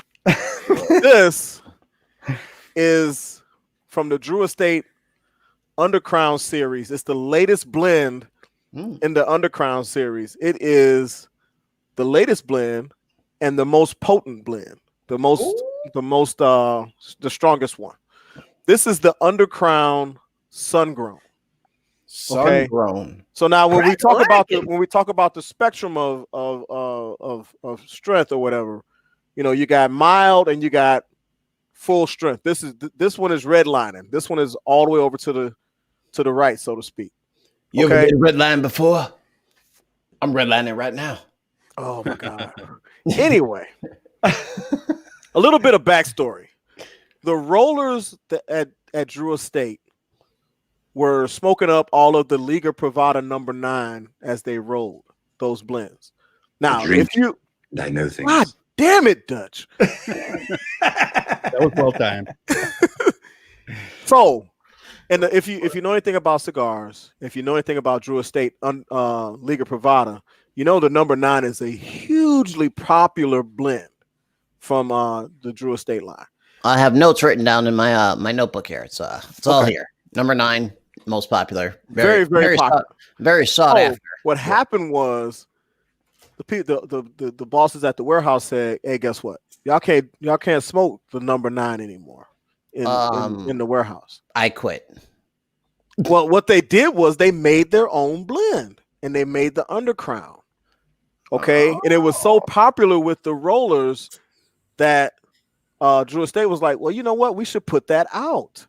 Oh, man, so he stole their idea. Right.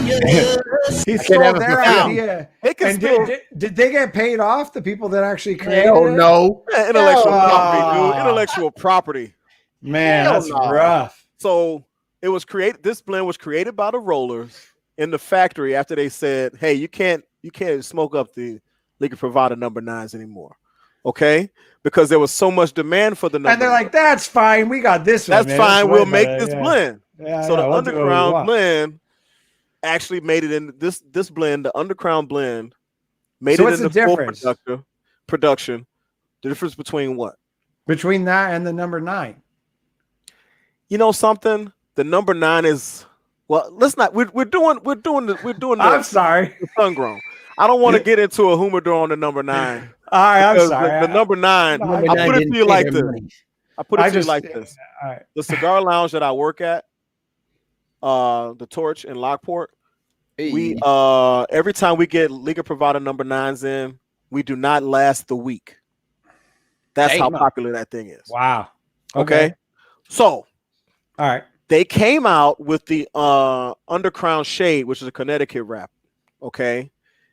So then, with the the Undercrown Shade, excuse me, is a milder version. And hold on a second, I'm gonna cough. Okay, so I'm gonna mute myself real quick.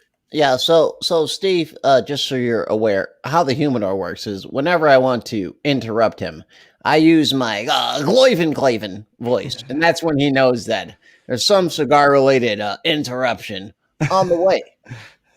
Back to you, Big House. What is your question? What is your question, student? Steve. Oh, I haven't. I don't smoke. I don't smoke tobacco. But so cigars, you don't inhale, your wife it, has right? No. Cigars. No, I smoke other stuff. I don't smoke tobacco. Okay. You made that delineation. I saw that. Yeah. DAC gang. Yeah, but like, you know what? Cigars only go in your mouth. All right, right? I'm gonna Like, answer Steve's question, and then I'm gonna answer Jacob's question. Okay. Okay. Steve. Yes. You don't inhale. It goes right into the mouth. Pause. Right here. And then you just hold it in there and like let it soak in through the mucous membranes and stuff. You hold it in there for a second. You let about 75 to 80%, maybe 90% of the smoke out through your mouth. Just let it waft out, and then you retrohale, which means you the rest of the smoke you let out through your nostrils. Now, sometimes I do that, sometimes I don't, depending on the strength of the cigar, because it burns sometimes if the cigar. I did that with a really strong cigar once, and my eyes were watering for about 3 minutes. Yeah, it's not so. So fun. you don't. It's not like a cigarette where you inhale into the lungs. You don't do that. Okay. I'll try it someday. I'm a real man. I always take it straight to the lungs. Whoa. My name is Rush Limbaugh, and black lungs matter. Pause. Now, I'm still gonna dig that guy. Jacob, in the acid line, there's some great candelas in the acid line. There is a Cuba candela. There's a Blondie candela. Teacher. This is not in any of my notes here. What candelala? Like what? No, don't over. It's 3 syllables. Candela wrap. Now that is a leaf, the wrapper leaf, which gives you most of the flavor, which is actually green. It's a lima bean green almost. I'm allergic to lima beans. Now, so the flavor mostly comes from the outside and not the inside. Yes, the outside of the wrapper is the most flavorful. The outside of the cigar is the most flavorful part of the cigar. I know what I'd wrap a cigar in. And then they got the binder is just inside the wrapper. I'm just gonna let that fly by. And then the filler is on the inside. Okay. And to answer Jacob's question, the candela portion, the candela wrapper is I've seen it in the acid line, and the diesel makes a barber pole. I think it's called the Dirty Hooligan. That is a candela. That's racist. That's part of it. And then also, there's another brand, and I'll find out, and I'll make sure to let you know, Jacob, if you send us your email address or whatever. But email the show at VFUpodcast. It's another Drew Estate product. It's the Kentucky Fire Cured line. They have Candela wrapped. They call it the Swamp Rat, and another one that have the Candela wrap. Look those up. Beautiful stuff. Beautiful stuff. One more question, teacher. I apologize. Sorry, student number 2. This is student number 1. I was just wondering, why of all the wrappers is the Candela green as opposed to the regular brown? Because Candela la la. Candela wrap when the refugees sing. Candela la la la la la la la la la. Yo, every time Mikey does that voice, I feel attacked. Yo, that is the best joke Dutch has ever told in the history of this show. Candela. Oh my God, that's good. Good job, Dutch. Can I talk about the rapper now? Yeah. No, so student number 1 can get his education. My apologies. So the Candela rapper, like you can see, most rappers are some shade of brown. Okay. Yes, that's true, except Eminem. Stop it. Stop it. There's no shade of brown whatsoever. And he's brown on the inside like blood in, blood out. Mark Wahlberg. So that dude makes me look tan. No, you can't talk. You really call Macklemore a rapper, but anyway. You're so the Candela rapper. Tobacco leaves are green. Tobacco leaves are green before they're dried completely. Of course, almost all leaves are green. Okay, I'm just saying. I'm saying to talk about the Candela. Yeah. The Candela leaf is used before it browns out. It's drier, but it hasn't totally browned out. Okay. So that's why it's so much more flavorful then, is because it's got more juice in it. It's got some more juice in it. Yeah. Okay. I want to do some more research on that too. But this cigar is the second edition from the Undercrown line. It's the Undercrown. Well, they got the Undercrown Maduro as well. So he stole the first one, and then they're like, "We're gonna make another one," and then they made another one. And then he stole that one, and so now we got both of those out there now, and these poor factory workers working on these tobacco. Well, I think they get to smoke as much Undercrown as they want since they made the blend. It's like Mattel. They said we made brats. Yeah, there was the Undercrown Shade, which was the first iteration, then the Undercrown Maduro. Okay. And then now the Undercrown Maduro is a medium to full. And then the Undercrown Sun-Grown is the full body kick you in the teeth version. Okay. One more question, teacher. Sure. I hate to interrupt for a 47th time. 39th if we're keeping track. This makes me very aware of my whiteness, this accent. I love to do this to all of my favorite people. I noticed that you don't ash the cigar like a smoker would ash a cigarette. Is there a flavor reason? Is it respect, homage? Is it some sort of tribal ritual that is it perhaps laziness? No, there's a specific reason why I don't ash the cigar very much, and I try to let the ash grow as much as possible without it going out. And it's also sometimes a game that us cigar people play is who can make the longest ash period. Pause. But no lotion in January will do that. Here's the thing. Hide the Toro. When the ash of the cigar actually protects the tobacco from overheating.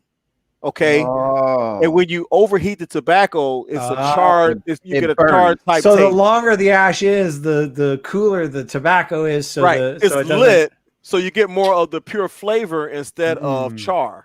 This is very smart. So that is reason number 1 to grow an ash, and also a reason why cigar smokers don't like to have to relight the cigar a lot, because if you're lighting the cigar with a torch, what the fuck? It's very hard. I think that's the dildo. Actually. No, that's a painful I thought for dildo. sure. I thought for sure that was proof he was a Jedi. There's no need for dildos in this house. But Hey, yo, student number 7 here, yo. I got to be asking y'all a question, yo. He was late today. He was for late. Shizzle, you got the black man, pretend to be a white man, yo. So I'm be, white man pretending to be the black man, yo. So what you finna be pairing that shizzle with, Manizzle? I don't know that he's allowed to say nizzle. He's not allowed to say any of the shit he said. He can't say any of the shit that he said. Cracker ass cracker. He can't say any of that shit no more. My ever. ninjas. No, stop. You know what he's trying to say. What's the question? Pop was a bad dude. What's the question? What you be pairing that shizzle with? I'm not there yet. I'm still talking about the cigar. Get up on me. Hey, get up on me. Get to it. He showed up late. I was interrupted. Stereotypical black man, please shut up. Okay. All right. So I'm Jamie Kennedy, yo. So listen, you don't want to relight the cigar a lot, especially if you're doing it with the torch, because you're going to overheat the wrapper and it affects the flavor. So a lot of times, and this is just all I have left. A lot of times when I relight a cigar, I'll use the cedar spills. Oh, that's just so you light that, and then you light this, and then because it's a lot. The temperature's a lot less, but you're still Man, just relighting the edges there. It's a ritual, and I love it. Okay. Okay. Man, this student number 9, yo, I'm sorry. I had to drop my daughter off, but I was wondering, like, you was telling me earlier that you can't really be like relighting because you don't want to use butane because then you'd be tasting butane. Well, this isn't. Welcome back to the show, Cole Johnson. Right. Yeah, what up, yo? Here's the thing. In a pinch, you use this. But if you notice, when I relight the cigar or when I light the cigar with the torch, I don't put the light here. Right. I hit it and I go here. Yeah. You see that it starts to light up? Excuse me, sir. I have a question. I'm student number 2. Go ahead, stereotype. No, there's already student number 2. I would like to know if tobacco through a cigar like that into your mouth, if it gives you different types of highs for different types of tobaccos. Yes, like I've heard is true for other things that people smoke that I would never touch, but I've heard about it, and I heard that a lot of those have different effects depending on, like, there's one that's like it's when you're stuck into couch or something. 100%. And also, if you notice, I try to hold the cigar up. Okay. To let the heat come up and not down where the heat and the smoke is going back through the cigar. So, yes, student number 2001, because you can't be 2. He is 2. I'm number 1. Well, there was you have a student number 2 that talks with that same. He's sick with COVID. Okay. Anyway, like this strong cigar, this full body, he got it from cigar smoke. Cigar. It's different than like a Diablo punch. So are there some that like a dinner cigar would be like, so it helps you stay a little tired so you can go to sleep later, but then like in the midday you'd have one that's a little more peppy? There are cigars that I smoke in the morning, and they tend to be medium full or mild medium. Sativas. I don't really mess with mild cigars too much, although my palate is developing enough where I can actually start getting the nuances from mild cigars. But I tend to stay in the medium full to full range as my bandwidth. Okay. But in the mornings, because I didn't have a cigar this morning, and I didn't have a cigar yesterday morning. But in the mornings, I'll smoke like a mild to medium cigar. Like I would like the Undercrown Shade, which is a milder cigar. I would smoke that in the morning with my coffee. So that's your sativa. Underground Shade is a sativa. Yes, and then what's your indica when you want to go to sleep? This would be like a Diablo punch, and a little bit of a little bit of this. Little grandpa's cough medicine. A little bit of Uncle Nearest 1884. That's my good uncle. That's my favorite uncle right there. A little bit of that at night after dinner. After night. You have a steak dinner with some baked potato. Oh shit! Oh yeah, you're rich. You get a Robusto of the Diablo Punch or another one that I love a lot. I'm trying to stick with this, but those like this is a good one. I can have this from the afternoon until the evening. Okay, but not in the morning. But I wouldn't have this in the morning. I got a pregunta for you, Ese. Oh, This is estudiante numero 44. Okay, I want to know what type of fumar is going to go good with. This feels very with racist. Mi mama's pozole, okay? With the who? Mi mama's pozole way. Okay, cough it up for me, Holmes. Cough it up for me. It's a sopa. If I knew what it's a spicy sopa. Okay, a soup. Soup. Oh, soup. Oh, yeah, then you want to go. You want to go in the medium to fuller range, because this cigar would be good with soup, with a spicy soup. Is it spicy? I just want to know what to take with the Modelo, Holmes. No, you're talking about You just said sopa. I have the Modelo. Okay, if you're having something spicy, my name starts with a J and it ends with a Z. This cigar, and you kind of helped me segue here. This cigar has some spice to it. It's totally out of hand. It comes in a Bellicoso, it comes in a Cigarillo, it comes in a Corona, a double Corona. Oh, Coronas, bro. I love So Cigarillo is like a smaller cigar? Yeah, it's like almost like looks like a cigarette. They call that the white boy. Okay. Now, hey, stop it. That's a stereotype. It's just because of we're growers is all. The wrapper is Ecuadorian Sumatra. The binder is Connecticut Habano. My uncle lives in Ecuador way. Connecticut and Habano wrapper. So it's a double binder. You got a Connecticut and a Habano leaf as the binder. And the filler is all from Dutch. Where are my uncles from? Nicaragua. Yes. Nicaragua. Okay. So you get a nice there was no Muslims in the caravan, Holmes. Oh jeez. This cigar is a really Pakistanis though. This is what I would call like a man cigar, because it's got the leather notes, it's got some spicy wood notes, it's got some coffee.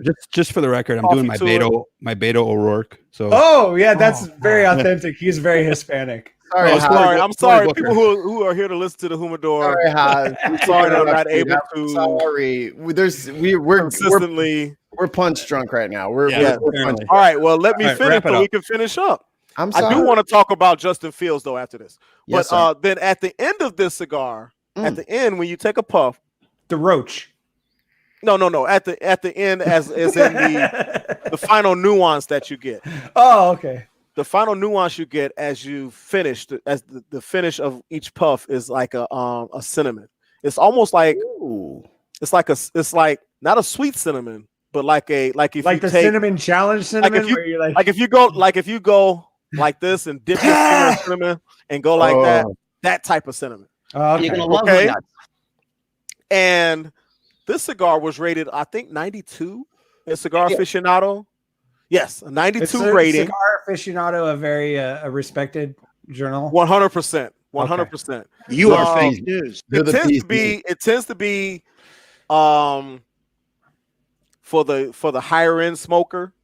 There's some other stuff out, some other magazines out there. Like Playboy's for the higher end dude, and then they got Penthouse or whatever it is. Right. This is like Playboy, and then there's Hustler, Penthouse and Hustler and Blacktail. Cigar Aficionado for the highliners, and then you got Cigar Scumbag for the rest of us. Cigar Aficionado, their ratings are well respected universally, though. That's why I use those. Black and Mild Monthly. Now I had this paired initially with what's that? What that is? 20 grand gold cognac infused vodka. Hey, yo, that's the shit that he told me he was giving me one night. I went over to kick it with him. Mikey had a scoop full of this.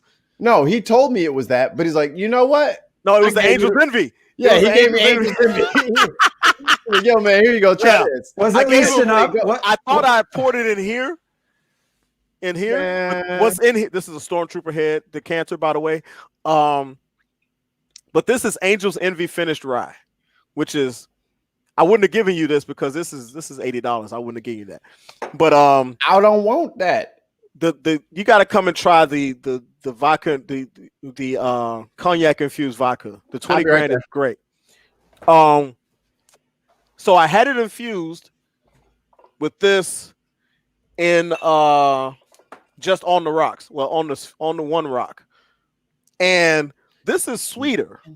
So it brought out the sweet undertone of the cinnamon. Okay, so it got a little bit sweeter, but now I have it paired with the Terramana tequila, small batch. Hey, And where'd you get that from?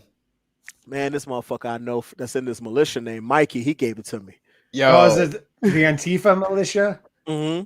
Oh, look, I man, heard about that. Look, man, we ain't got no name, but just know we right behind you. So that's spicier. You know, tequila's a lot spicier. So it's bringing out a whole lot of the spice in the second half of the cigar. The first half, that's interesting. The first half was a little bit sweeter, a little bit more muted. In the, I got the leather, I got the wood, I got the spice, I got the cinnamon, but I got the harsher part of the cinnamon. I mean, the sweeter part of the cinnamon. And now pairing it with the tequila, I got more of the harsher part of the cinnamon, way more spice, and a little bit more leather and a lot more wood. Leather. Yeah, it's like do you really like leather? You can smell it. Oh, this is something I freak my athletes out all the time when I do this. Whenever there's a football around, I take the football and I smell it. He had a Marcellus deep inhale of. I love fucking cigar. I love the smell of a football. The pigskin football. Pigskin. Yeah. So me and leather, and for a long time, Dutch and Mikey will attest to this. For a long time, because I read the reviews and I see if what I'm getting is what the reviewer got, because this is a very subjective thing. Haas's Humidor is very subjective. Yeah, this is Haas's Humidor.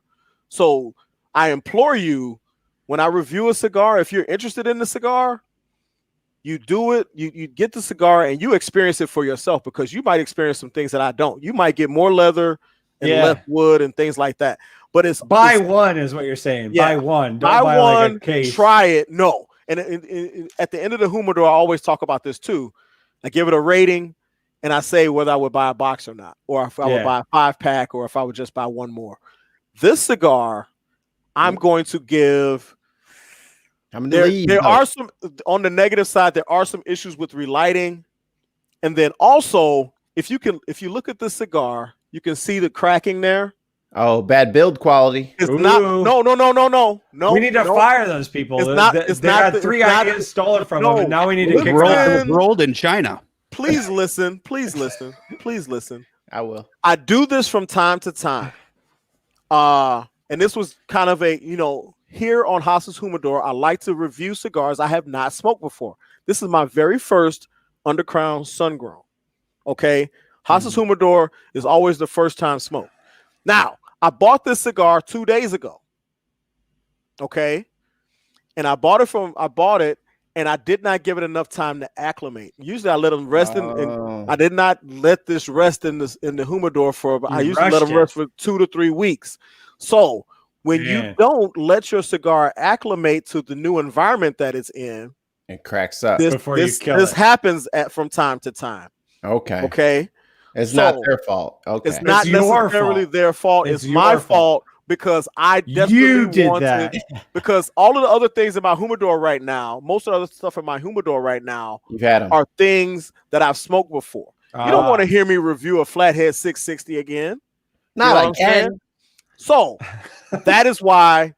But on the other side of that, and this also might be a problem of acclimation, is I have had to relight it a few times. Okay. So I don't necessarily like that. So what percentage is your Humidor? Is it 62%? I actually try to keep it a little higher than that. I prefer my Humidors moist. Ooh. Is there a problem or potential for problem with molds or anything like that? Not if you keep your shit clean. Pause. And this is true. This is true. If your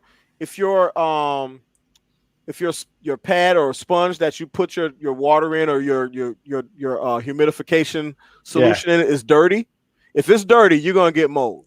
If your Humidor is dirty, you're gonna get mold. Okay.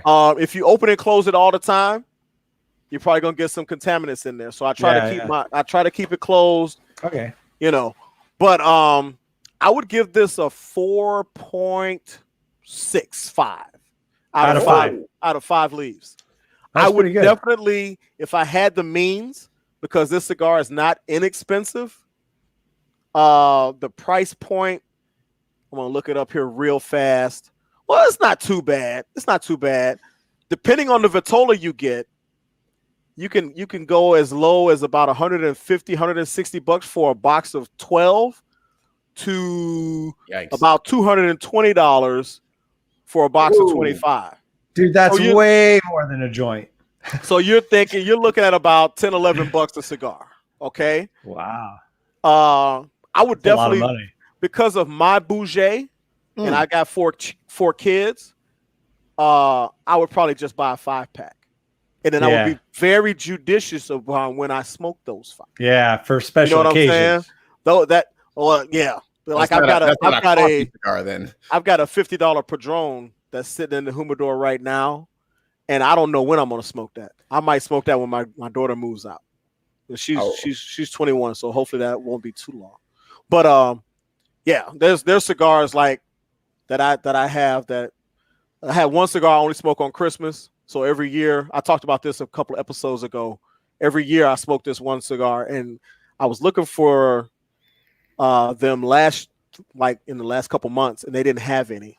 And I should have just bought a bunch of them and then just let them sit there. But I would definitely buy a 5-pack. If you've got the means, like if you're single, you don't have no kids, and you got a good job, spring for a box, and find your favorite Vitola, because different shapes, yield different flavors. Like the Robusto is a smaller Vitola. So that's what I have right now is the Robusto. And that is about it's a 5 by 54. Okay. Now the student number 2, you weren't here, student number 2, but 54 is the ring gauge, and that is in centimeters. That is the circumference of the cigar. I have learned that by visiting Haas's Humidor every week. Now, here's the thing. Like I said before, the wrapper is the most flavorful part. That's where you get the most flavor of your cigar. Okay? So the fatter the ring gauge, you're actually getting less leaf. Okay? Less wrapper leaf. If you really, really want, and some people do this, they always smoke the Lancero Vitola of a cigar first before they go to any other Vitola. And in the sun grown, that Vitola would be called that would be the Cigarillo, because you would get the Lancero type ring gauge, but it's shorter. It's only 4-inch. Pause. We call that the Caucasian. Hey, come on. I'm just messing with you. Gosh, I'm never coming back on this show again. It's a great cigar.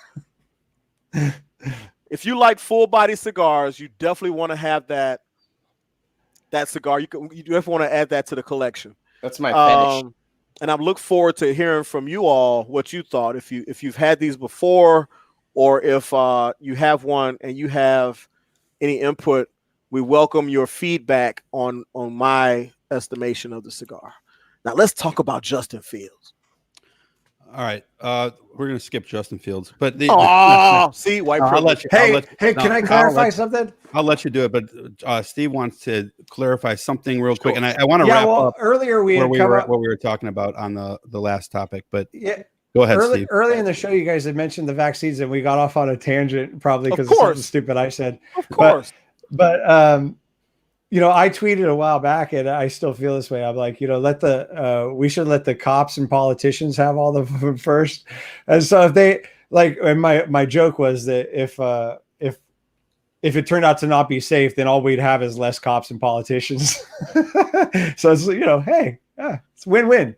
As long as no good cops pass. And so instead of defund the police, it's vaccinate them. Yeah. Okay. But in truth, I've read the science behind the two dominant vaccines, the Pfizer and the Moderna one, as far as they're going after the spikes on the outside of the vaccine, and then it's setting an immune response based on the spikes, which means that even as the vaccine mutates, as long as those spikes are intact, which is a common thing among coronaviruses, because that's where it gets its name. So even if it mutates, you should still be immune to the mutation, to the new one. And in reading all that stuff, I think that those vaccines are, I think probably are going to prove to be worthwhile for to end this whole thing, so that we could get back to having like a real life. Because I want to go to the house music picnic this year. I really want to go to a concert. I like loud music, man. I love loud music. There's so much stuff I want to do. My she was born on Christmas last year, so she's like just getting to the point. She's just getting to the point of awareness. She's a little bit past 1 year old, so she like she engages more with her environment. She's trying to talk to us so much. She says "dada" and "mama," but otherwise she just makes noises like yeah. Or like for when she's referring to dogs, she just goes like this because that's what dogs do. That's funny. Which is kind of funny, but like the point is like it's just really sad because everywhere she goes, if she goes anywhere with us, which is pretty rare, everybody's wearing masks, so it's hard for her to read their faces and to have any I was sort of. Going to ask that. I was like, is she having problems? Yeah, it's rough. And like at first she didn't recognize us, my wife and I, when we put on our masks. She got a little scared, and so.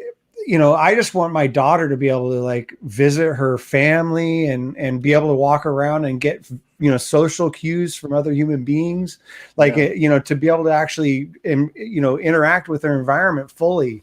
That's the part that gets me more than anything. I mean, I'm a hermit by nature. I could stay home forever, but I feel bad for my kid. I really want her to have more than this, So Voice from the Underground, the podcast, make sure you wear a mask, so that we can end this damn pandemic and kids can understand what facial features really are. Yeah, how they work. And as part of their development. Yes. Yeah, perfect. It's important as it turns out.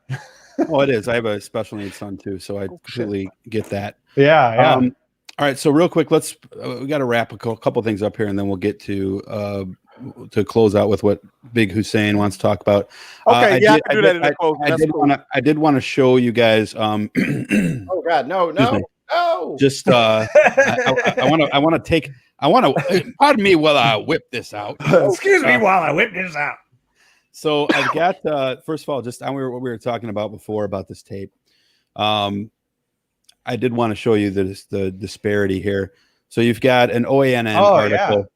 And the OANN article, obviously, OANN is unapologetically white, right wing. Just says President Trump pushes Georgia Secretary of State to re-examine election results, and then goes into the story there. And obviously, that is going to be a different headline than what you get from other sources. So if you take a look at the screen from, say, Yahoo, who I generally find Yahoo to be somewhat unbiased. You read Yahoo's news? I do. I like Yahoo and Politico for the most part, but Yahoo is mostly AP anyway. Yeah. But and then Trump's less than perfect call to Georgia officials could also be a crime. I mean, I did want to point that out because you do have a pretty obvious disparity here. And so I asked a couple of guys who've been on this podcast before for their opinion on this.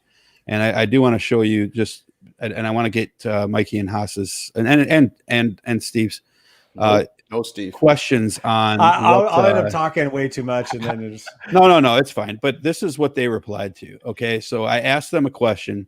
You guys know who these two guys are. I said to him, I'm curious to hear.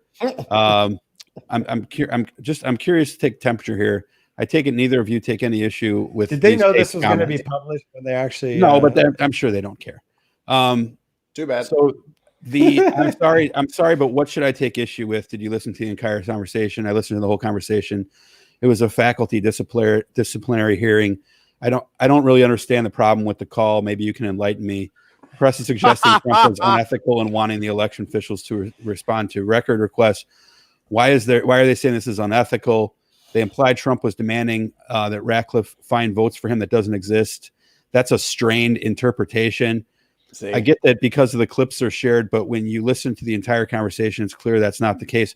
So this is what I wanted to. This is why I wanted. So these are one of those guys is a right wing guy, at least. They're both right wing guys. Oh, okay, both right wing guys. So, question is this: I did not listen to the whole tape. I listened to, and I know Haas did. So rebuttal what Jeff and Bobby Lopez just gave us. Okay, so number one, listening to the whole tape. Number A. He goes through the phases of coercion here.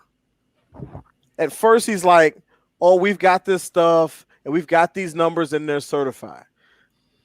Dude says, this election, this was fine. We didn't find anything. None of the stuff that you're bringing up is factual. So then, is accurate. So then Trump reiterates the whole thing again, but now it's you're dumb. Stacey Abrams is laughing at you. Don't you want a real election result? And the dude says, again, what you're bringing up is inaccurate. So then Trump, throughout this whole thing, is getting increasingly upset. So then he goes to the next phase where he's like, oh, this is a crime and you're allowing it. So you're in dangerous waters, basically. I'm not directly quoting him, but he's like, this is a crime and you're letting it happen. So therefore I'm putting you on notice that he's basically intimating that you're party to a corruption and a crime here. You know, well, technically they are at that moment. Yeah. And then he's like, he's trying to save them from a life in jail. Yeah. And then he's saying stuff like, you know, we won this by 500,000 votes. All we need, this is the biggest thing. All we need is 11,780 votes, which is one more than we have. And we got to find these votes.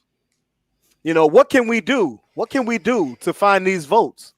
And the guy's like, there's nothing we can do. We've gone, and he went through it. He said, we talked to these people and we talked to them for an hour and a half. And we went point by point by point by point on all of these contentions. We've been to court and both sides have stated their case.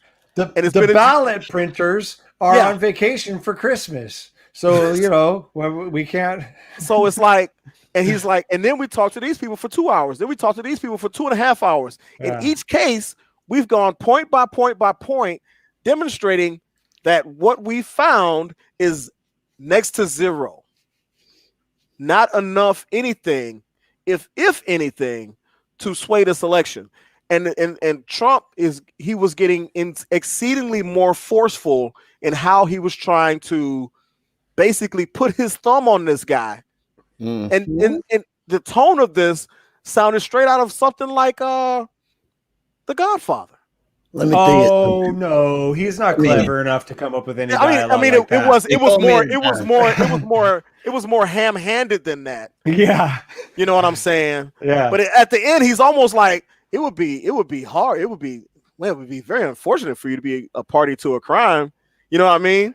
It would be really unfortunate if people found out about what you've done. And then he says, it was either him or Mark Meadows or the Trump lawyer that said, you know, we're just trying to find a way to deal with this in the spirit of compromise and collectiveness without becoming litigious.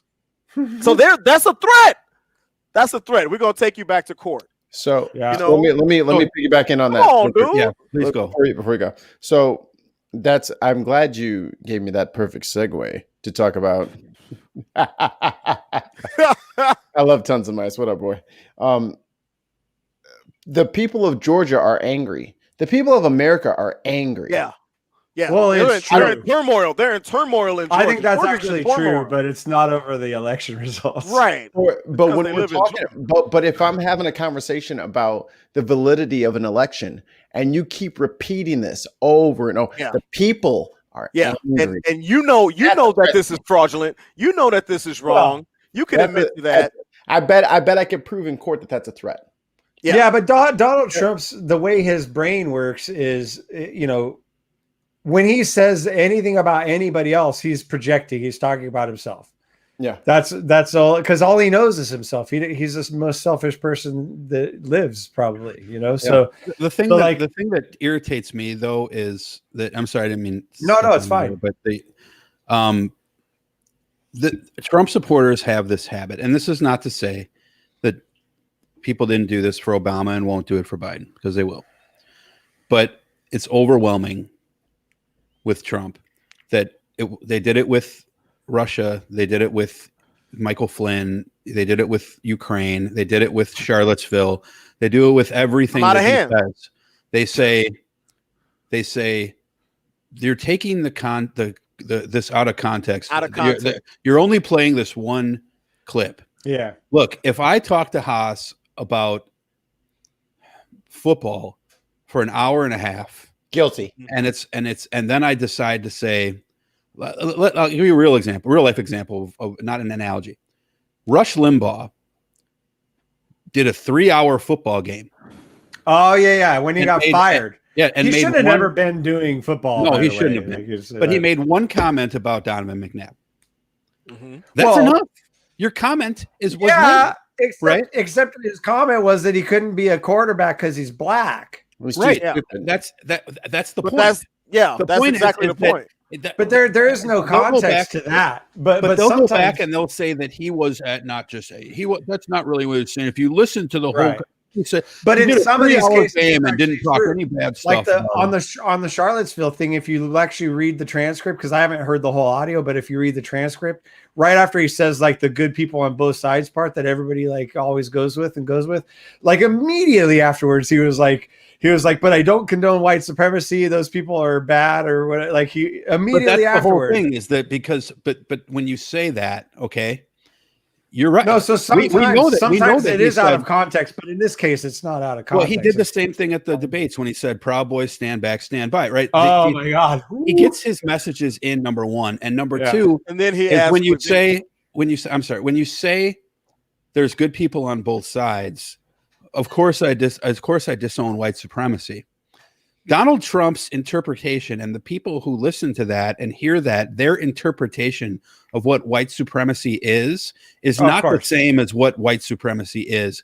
He is putting a picture into their head, or I shouldn't say that. They have a picture already in their head. Yeah. And Americans have in their head that white supremacy is 6 guys dancing around a burning cross in Mississippi, and anything else other than that is not white supremacy.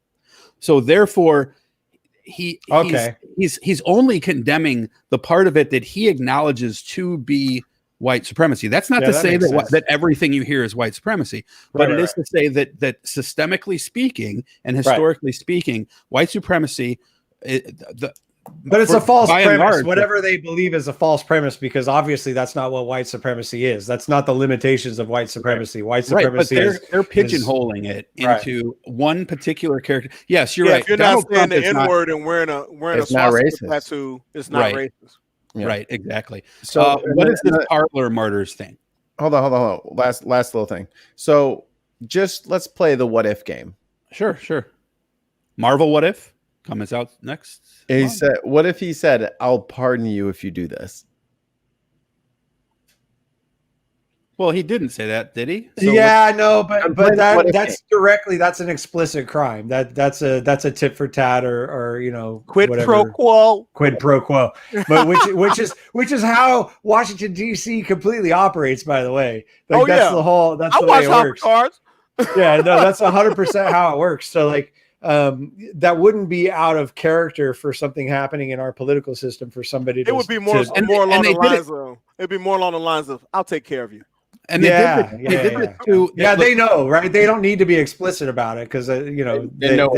But it doesn't matter because the right wing does this all the time. They did it to Obama. Remember when he was talking? Who was it? Valinsky, or I forget who it was. The Russian ambassador, when he said on a hot mic, "I'll have more flexibility after the election." That they rolled with that comment for years about it being a suspected crime, and have Obamagate about it. Yeah. Just imagine. Close your eyes. Let's do the time. It might have been a crime too. Like that's the thing. Not like let's just close our eyes and do the Matthew McConaughey. But just close your eyes and do the Matthew McConaughey a Time to Kill. Close your eyes. All right. Listen to this whole conversation. Replaying it in my head. And imagine it's Barack Obama talking and not Donald Trump. I knew he was a Kenyan. Think about what the reaction would be. Yeah, no, it would be very, very different for sure. I bet you would have been left with He couldn't even wear a tan suit. Do you know why? Do you know why Matthew McConaughey doesn't make left-hand turns? Because they're all right. He likes to go all right. Yeah, Boo. I love that. Go fuck yourself. You fell off a cliff. That's a poor dad joke. I'm not giving the benefit of a smile to that one. Yeah. All right, you're all disinvited from the show. Okay. Now, what is Parler Martyrs? Because Paler. Okay, my wife. Okay, put me so on not this. that Parler app, because I thought we were talking about something going on Is Parler. it Parler? No, it is on Parler. Oh, Parler. Okay, so it is Parler. Okay. I'm on Parler and I haven't seen this. So what is it? Okay, so there's a young lady on TikTok. Hey, she calls herself a Parler Martyr, and she has a Parler account, and she is screenshotting and record like the videos. She's like taking video of the videos they're posting and shit. These motherfuckers are crazy. My wife asked me why I always keep that thing on me. This is why. These mothers are out there talking about I need extra ammo. Who can hook me up with extra ammo? We need more first aid supplies and saline and stuff because we all know what's gonna happen. For the record, there's no such thing as extra ammo. I'm just saying. There's no such thing because you're gonna use it all. It's never enough. There's never enough. But there's this one dude that posted a whole video about how he's gonna infiltrate and other Proud Boys, because he's a Proud Boy. Flow State, sorry, but this is one of your people. He was on there and this is a video that she took of the video that he posted. Talk about how he and other Proud Boys aren't going to be wearing their normal Proud Boy regalia.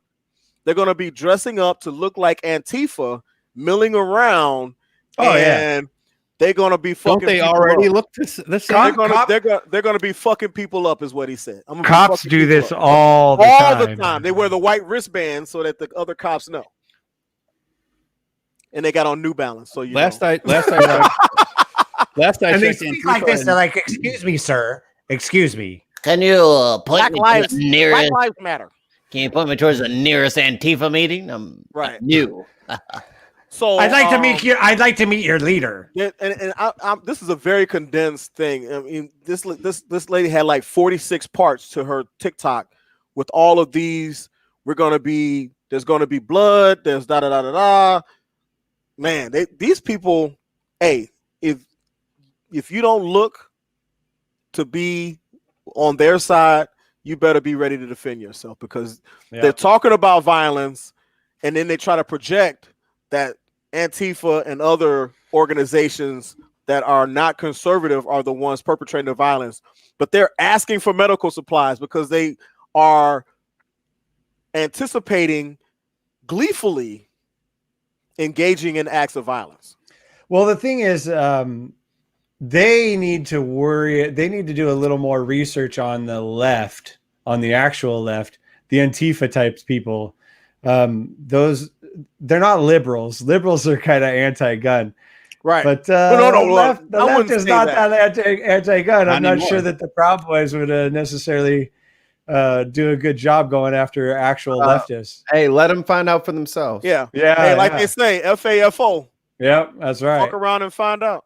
That's right. I legit think that too. I mean, and it's happened a couple times already. There's been a couple of those right-wing guys got capped at events already, and they're always out there with bear spray or whatever stupid shit. Yeah. They get a bullet. Oops. You catch a lead infection. Miscalculated. Get that COVID LED AD. Yeah, it was a bad bet you made that day, buddy. I'm trying to tell you. All right. Games. All right. So real quick, we had a listener question. Let's just address it real quick. I had heard about this a few days ago, but I didn't actually go ahead and read it. David, the producer, asks, "How do you guys feel about Bill Hey, A416. guys, can I bail out? I got dinner ready, man. I gotta go eat dinner. Yeah. It's been late because putting the baby to bed and whatever. But my wife's been doing all the work, and I better get out there before you go though. Let the listeners know where they can find everything that you have to do with your campaign, and give us the bullet point on like what you're doing for independent candidates. Sure, quick. I'll do it quickly because my wife is waiting. Ooh, but pause. But yeah. Ooh. No. So I came up with, I had a realization a long time ago that I thought that this system couldn't be fixed through the two parties, and then over the course of time, I feel like it's just kind of been proven. Like the point has been proven. We keep waiting for these changes that are supposed to come, and it doesn't matter who you elect. It doesn't matter which side you elect. You could elect the outsiders like Donald Trump, or you could elect your first black president, or you could elect your first woman, or you could whatever it is. The problems persist, I think, because the problems are designed in, and the parties themselves they rely on those problems in order to continue to get elected. So if they were to actually solve gun violence in some meaningful way, they could no longer use gun violence as a reason to vote for one or the other side of the gun debate. And so I think it pretty much comes down to that. Like that's more or less how it all works. So I decided that and I also have a little bit of a problem with people voting and putting the I voted sticker on and acting like they really did something when all they did was check a letter, like their D's or their R's, and they act like they actually achieved something or whatever. In reality, they haven't even looked into any of those candidates. They don't know anything about them. And so I feel like being an independent is a way to force engagement from the electorate. So they always have to engage to know what you stand for and why. They have to engage. So you're actually forcing them in a way to be smarter, and to use their vote more wisely. And I think that that's important. But I also think that we actually have to legitimately defeat both of those parties if we're going to actually have any chance of making our society what we believe it could be. If you truly want to make it great, which I don't use the again thing, but if you really want to make it great, we really could. I really do believe in I'm a patriot. I believe in our country. I believe that we can do the right things. It's just that we don't have the control anymore, and not enough people understand where the control actually is and where the power actually is. And I think we need to take that. We need to actually defeat both those parties and do it 10 times, 12 times, 15 times, get a handful or a dozen or more independents in the House to where we can actually control the result of votes and things like that. And I think that at that point, one of those two parties will either have to decide to change how they behave or go extinct. And as far as I'm concerned, either one's fine. But we can't continue going this way because this isn't working. We're not getting anywhere. And it's I believe because it's designed not to go anywhere. So that's the short of it. It's a long explanation, but that's why I'm doing it. And I have a core belief that when you come up with an answer in any society, if you're a member of a society and you believe that you came up with an answer to something that has been ailing the society, I believe it's your responsibility to try and implement whatever it is that you've discovered to try and fix what it is that you think is wrong. I think that's your job. It's a thankless one. You're not going to get money for it or whatever. I mean, I will if I get elected, but I'm giving away basically more than half of my salary, even if I get elected. So, it's going to be a pay cut regardless. It's just a matter of we need to understand where the problems actually lie, and we need to be able to actually go after those problems directly. And until we do that, I mean, we just saw it with the way that the squad voted for Nancy Pelosi, thus guaranteeing that we'll never get a vote in the next 2 years on any of the things that are important to us, whether it be healthcare reform. And we're in the middle of a pandemic and we can't get a healthcare reform vote, like a real vote to put Medicare for all or something similar up to vote. it's a real problem, and so I'm giving it my best shot. And when after the 2022 election, I'm actually probably going to be working with an organization called the Good Party, and they're right on my page, which they contacted me, but they understand some stuff and they've got some horsepower behind them. So I'm kind of thinking that this could be a good thing. But regardless of how I get there, I'm going to win. And when I win, I'm going to try and roll out the carpet and help as many other independents as I can, regardless of their ideology, but help right-wing and left-wing independents, as long as they don't take corporate money and they're not like an outright racist or anything like that, where, you know, it's kind of becomes hard to support them. I'm okay with having differences of opinion in terms of policy when I know that when we're in office and we debate these things in Washington, D.C., it'll be actually us having these debates rather than moneyed interests telling us which way that we're supposed to land on any of these points. I think that I could win those debates, you know, with these people. So, you know, I'll support people either side of the aisle, you know, left or right, but the big points is that they have to be independent and they have to not take any corporate money or be any sort of have any major bad points like, you know, blatant racist or sexist or anything like that. So, and I think we can do it, and on a lot less money too than what the parties usually spend. So you're down with our number one thing: get money out of politics, corporate. Oh, money. absolutely. I mean, all money. Really. I would really like it to be publicly funded. The best I've seen for that was up in Seattle. They had a thing, I think they called them democracy dollars, but like every voter, when you voted, you registered to vote, you got like $100 in vouchers that you could use toward, you know, any causes or candidates or anything like that. I think that that's a good way to do it. But ultimately, you know, the fact that anybody has to ask for money, in most cases, I think that's the root of your corruption. I think the democracy dollars could work because everybody gets an equal amount, as long as you banned other types of money coming in. Right. I think that could work too. But ultimately, like, you know, money talks and votes don't anymore. And it's been that way for quite a while. And I think a lot of people are just now catching on. So this is the time when I think that this independent thing, this stupid idea I had, I think that this is the time when it could actually work. And we could actually maybe make some changes in the world for better, and, you know, make my life better, make my daughter's life better, make your children's lives better. And hopefully, you know, we can leave the planet better than what we found it. You know, that's my hope. I'm in for that 100%. Just real quick, is the girl who won, the Asian lady, I forget her name, is it Lee?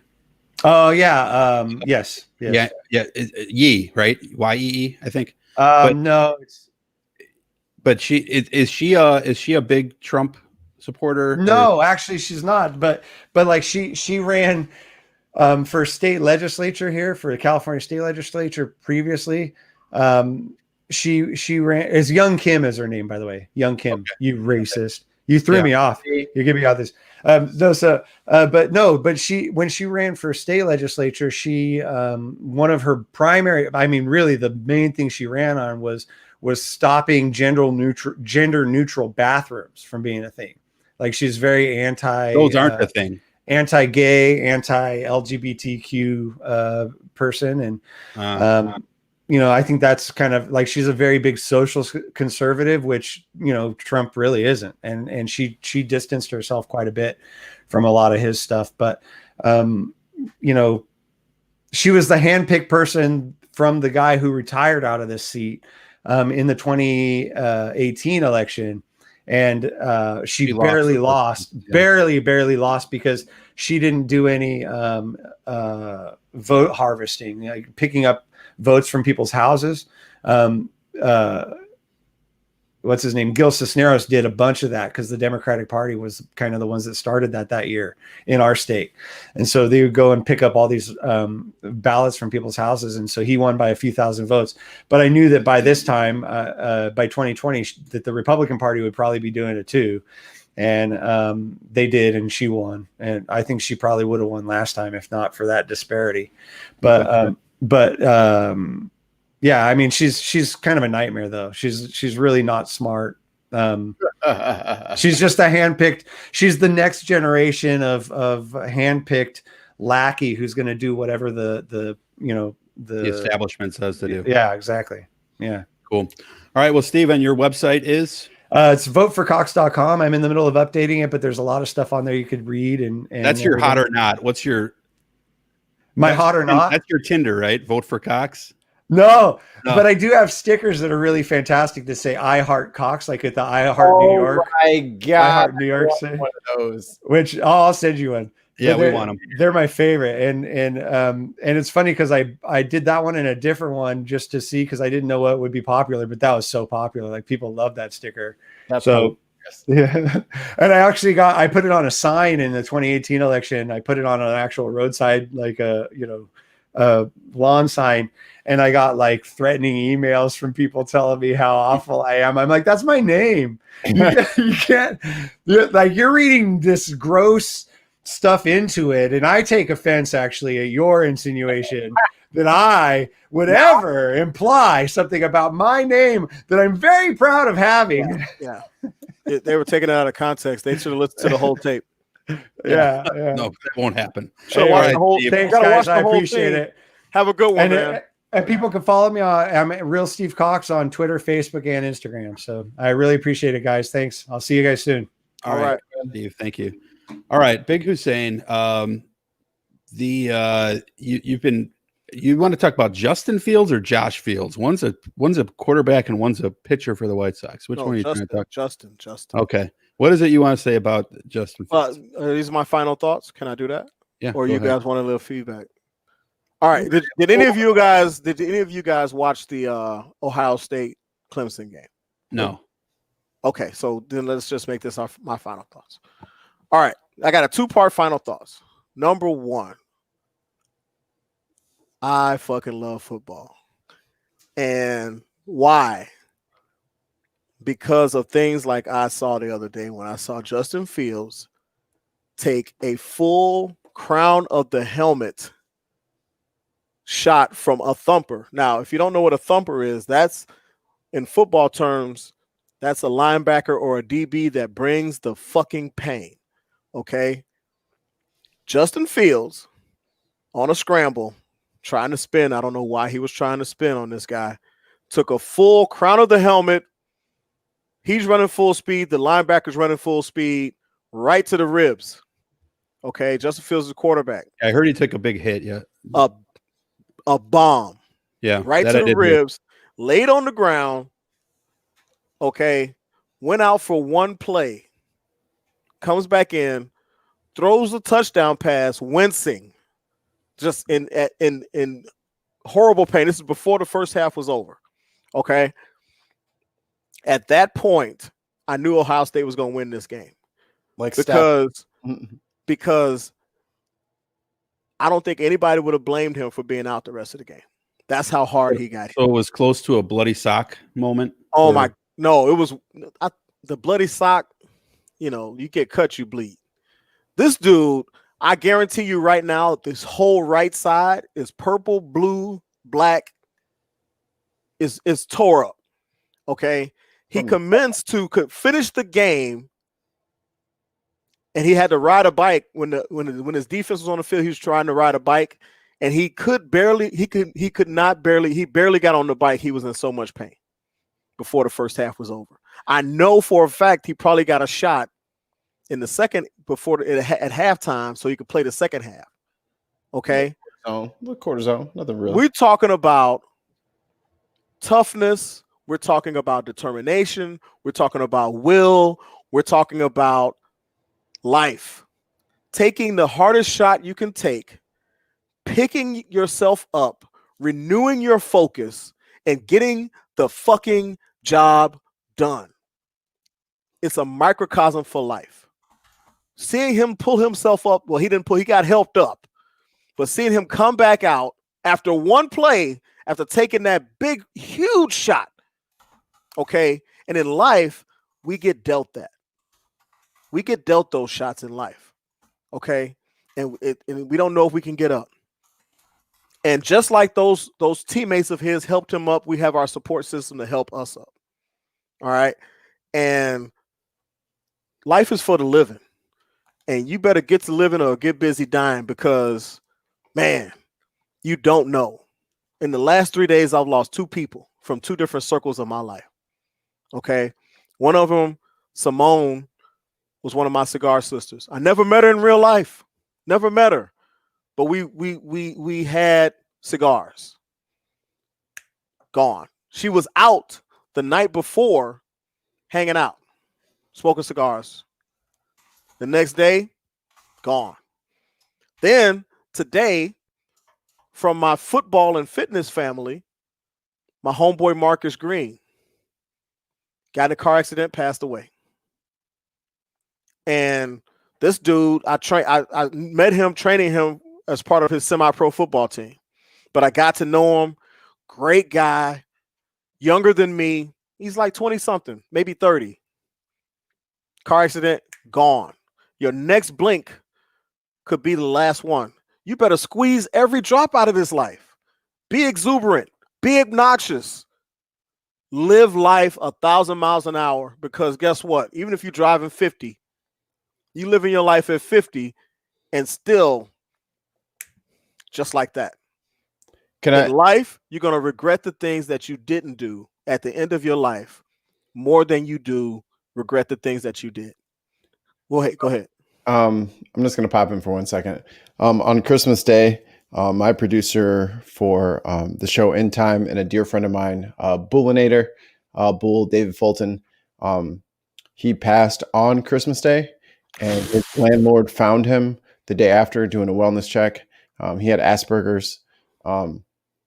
Brilliant mind, loving person, and one of my first homies on like the YouTube sphere, person to bring me under his wing and help me get my shit set up. And he ran my show for the 6 or 7 months that I was with that organization. And one of the nicest people you would ever meet.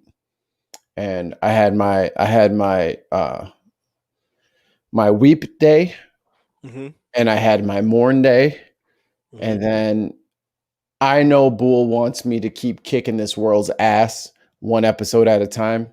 So that's what I'm here to do. So I never got to say that publicly, and I apologize for my absence last week, but it was too soon, and there was no way that I could have been on the show. Because that was my homie. Yeah. And it would have been like losing one of you two. And I don't know that I'd be able to come on the very next show and just find a day. I needed some time to process, and unfortunately that fucking Soul movie came out the same goddamn fucking day, where I couldn't even finish it. I had to wait 3-4 days until I could finish the movie because it was just too poignant. Because what you're good at in life, you might not find relevance in it, but man, it might mean everything to somebody else. And that was my homie Bull. And rest in peace, Bull. This was for you, homie. Gonna keep going out there, dominating the internet one live stream at a time. Thank you, sir. I feel you, man. I feel you. And that just goes back to, you got to live, and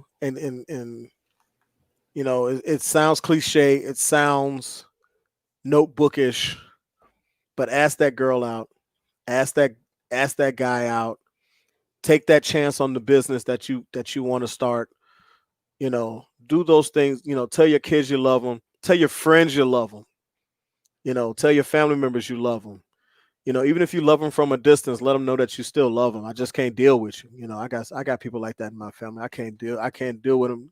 I can only deal with them in small doses, but I love them, and I let them know that I love them. But man, when you think we think we have all the time in the world, but we don't. And you don't know when that time is going to be. So you might as well go out there and, like Mikey said, kick the world's ass one day at a time. Live your life to the fullest, because you don't know when it's going to be your time. And I guess that's our time for this show. So y'all be cool. It is our time. So again, listener, thank you for tuning in to the show. If you want to follow the show, you can follow the podcast on Twitter at VFU_podcast. You can follow me at Dutch Jason. That's DUTCHJASEN. Also find us on Twitch at twitch.tv/VFU podcast. And I see quite a few people listening on YouTube right now. Thank you to Jacob and all the other first timers and the repeat guests that we've had join us on the show today. Jason, if people want to support the show, is there like you took the next words right out of my mouth? Yes, you can go to www.vfupodcast.yolasite.com. The links are all there, including the link to our Patreon, which is also you can also find that directly at patreon.com/VFU podcast and support independent media there. You can sign up for $2 a month. You can go as high as 10 if you want, but you do get prizes and whatnot. I'll come over there and give you a rim job for 35,000 35,000 a show. 35,000 a show. I'll do it. Strictly 35,000. How long is the rim job? 35,000 is very short rim job. But I do want to say just real quick that we will keep Mikey and his friends, family in our prayers, but also this country too, because when this objection fails on the 6th, things are going to start to get really ugly. They might not get ugly violence in the streets, and they might. I don't know. But it's going to get ugly around the kitchen table. It's going to get ugly at work. It's going to get ugly, just by people having political paraphernalia or propaganda, posters and shit. It's going to be, I think it's going to get pretty ugly. I hope I'm wrong, but I have a feeling it's going to get pretty ugly especially after the inauguration. I do not expect a peaceful transition. I do expect issues. And I don't know how to mitigate that. So, but I guess my thing is try to do your best to deprogram people, but at the same time, you got to watch your back. You got to watch your family's back. And that's not just to say be afraid of Trump supporters, because Trump supporters are out of their fucking minds, but they're not the only people in this world who are fucking morons. So, I can think of a lot of examples. I mean, you have people trying to steal democracy, the democratic process, I should say. We're a republic, but you have people trying to subvert the democratic process right now. So maybe someone will see a Trump flag and fire bullets through someone's window because they have a MAGA flag. I don't support that in any way, shape, or form either. But we gotta figure out a way to get through this. This guy's been a cancer of this country, and he's going to continue to be, and his philosophy is going to continue to be. And that doesn't mean Democrats are right. It just means that this is wrong, and let's call wrong. So that being said, watch your P's and your fucking Q's, watch your back, be mindful of the situation around you, and learn to, watch some fucking YouTube videos on escaping conflict. I don't know. Do something. It's not, I really have a bad feeling about how this is going to go. And I think the most damaging thing is it's going to hurt. I think they're cowards, Dutch. Yeah, but I think the most damaging thing, though, because they are cowards, is it's going to hurt the violence thing may or may not happen, but the personal relationship thing at the Thanksgiving Day table and, birthdays and stuff, that is not going to be good. And I don't know how I'm going to deal with it with my own family. Mm-hmm. Just don't go. And that part will happen. So no, I'm not going to not go and not see my nieces and nephews. You don't get to tell me. You don't get to tell me what to fucking do. I'm not talking to you. I'm talking to them. But they don't get to make me feel unwelcome in my own family's house and let me see people who I love who are 2, 3, 4, 5, 7 years old because you're a fucking dipshit and you can't have a conversation without telling me that I don't know how to present facts when that's all I do. And I know we're trying to wrap up the show, but that's you just touched on something excellent. Like I have family members that there is no way in hell that I will ever spend 10 minutes inside of a room with them. But I will send for their children and say, hey, can I go pick up so and so because I miss them, and then come spend the weekend with me, and then I drop them back off. I'll interact with the kid, and me and the kid have a great time. But I ain't got to deal with you and your crazy. That you don't like me and I don't like you. The kid likes me and I like the kid. Can me and the kid hang out? So I'll come get the kid. So I don't need to, you know what I'm saying? There's ways to subvert them because they're all, like you're saying, they're all poised and ready for this next Thanksgiving, this Easter dinner. They're ready for this shit. Well, I'm not going to give you that. I'm not going to give you that win, but I will enjoy my fellowship with my family members. And I'm not going to let you take that away from me. Yeah, I understand what you're saying. I do. It's just, I'm tired of people saying things that are not true and then packaging things as untrue that are clearly objective. So, you know, you got to realize, listener, what you're dealing with here. You're dealing with people who believe at their core, that the three of us and anyone who believes the way that we do are actively trying to steal democracy and this country and their value set and their way of lives and their ethics and morals, every single thing that they hold dear, that we are trying to steal it away from them and supplant it with some form of socialist demon worship.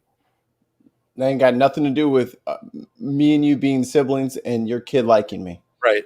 So, but you're right. But my point is, that's their mindset. They believe that they are freedom fighting patriots. And if you read, Parler is a scary fucking place. They're calling for Mike Pence to be killed by firing squad because he has a ceremonial duty to open envelopes, which has nothing to do with the election process. They want him tried as a traitor and taken in front of a firing squad. And people are retweeting this on they don't call it that, but voting up or whatever they call it on Parler. Yeah. You know, that they're calling for civil war. Mm-hmm. Literally on Parler. Tens of thousands of posts, not just two guys. Go to Parler, set up an account. Parler won't make it through 2021. So, you know, it's, and you see it on Twitter too and stuff, but it's mostly there. So, because they feel safe there, so they can say whatever they want. They say what they want. You know, you're talking about a website where when you go and sign up for Parler, it suggests Ted Cruz and Mark Levine. Like, there's no suggestion for everybody's brave behind rock.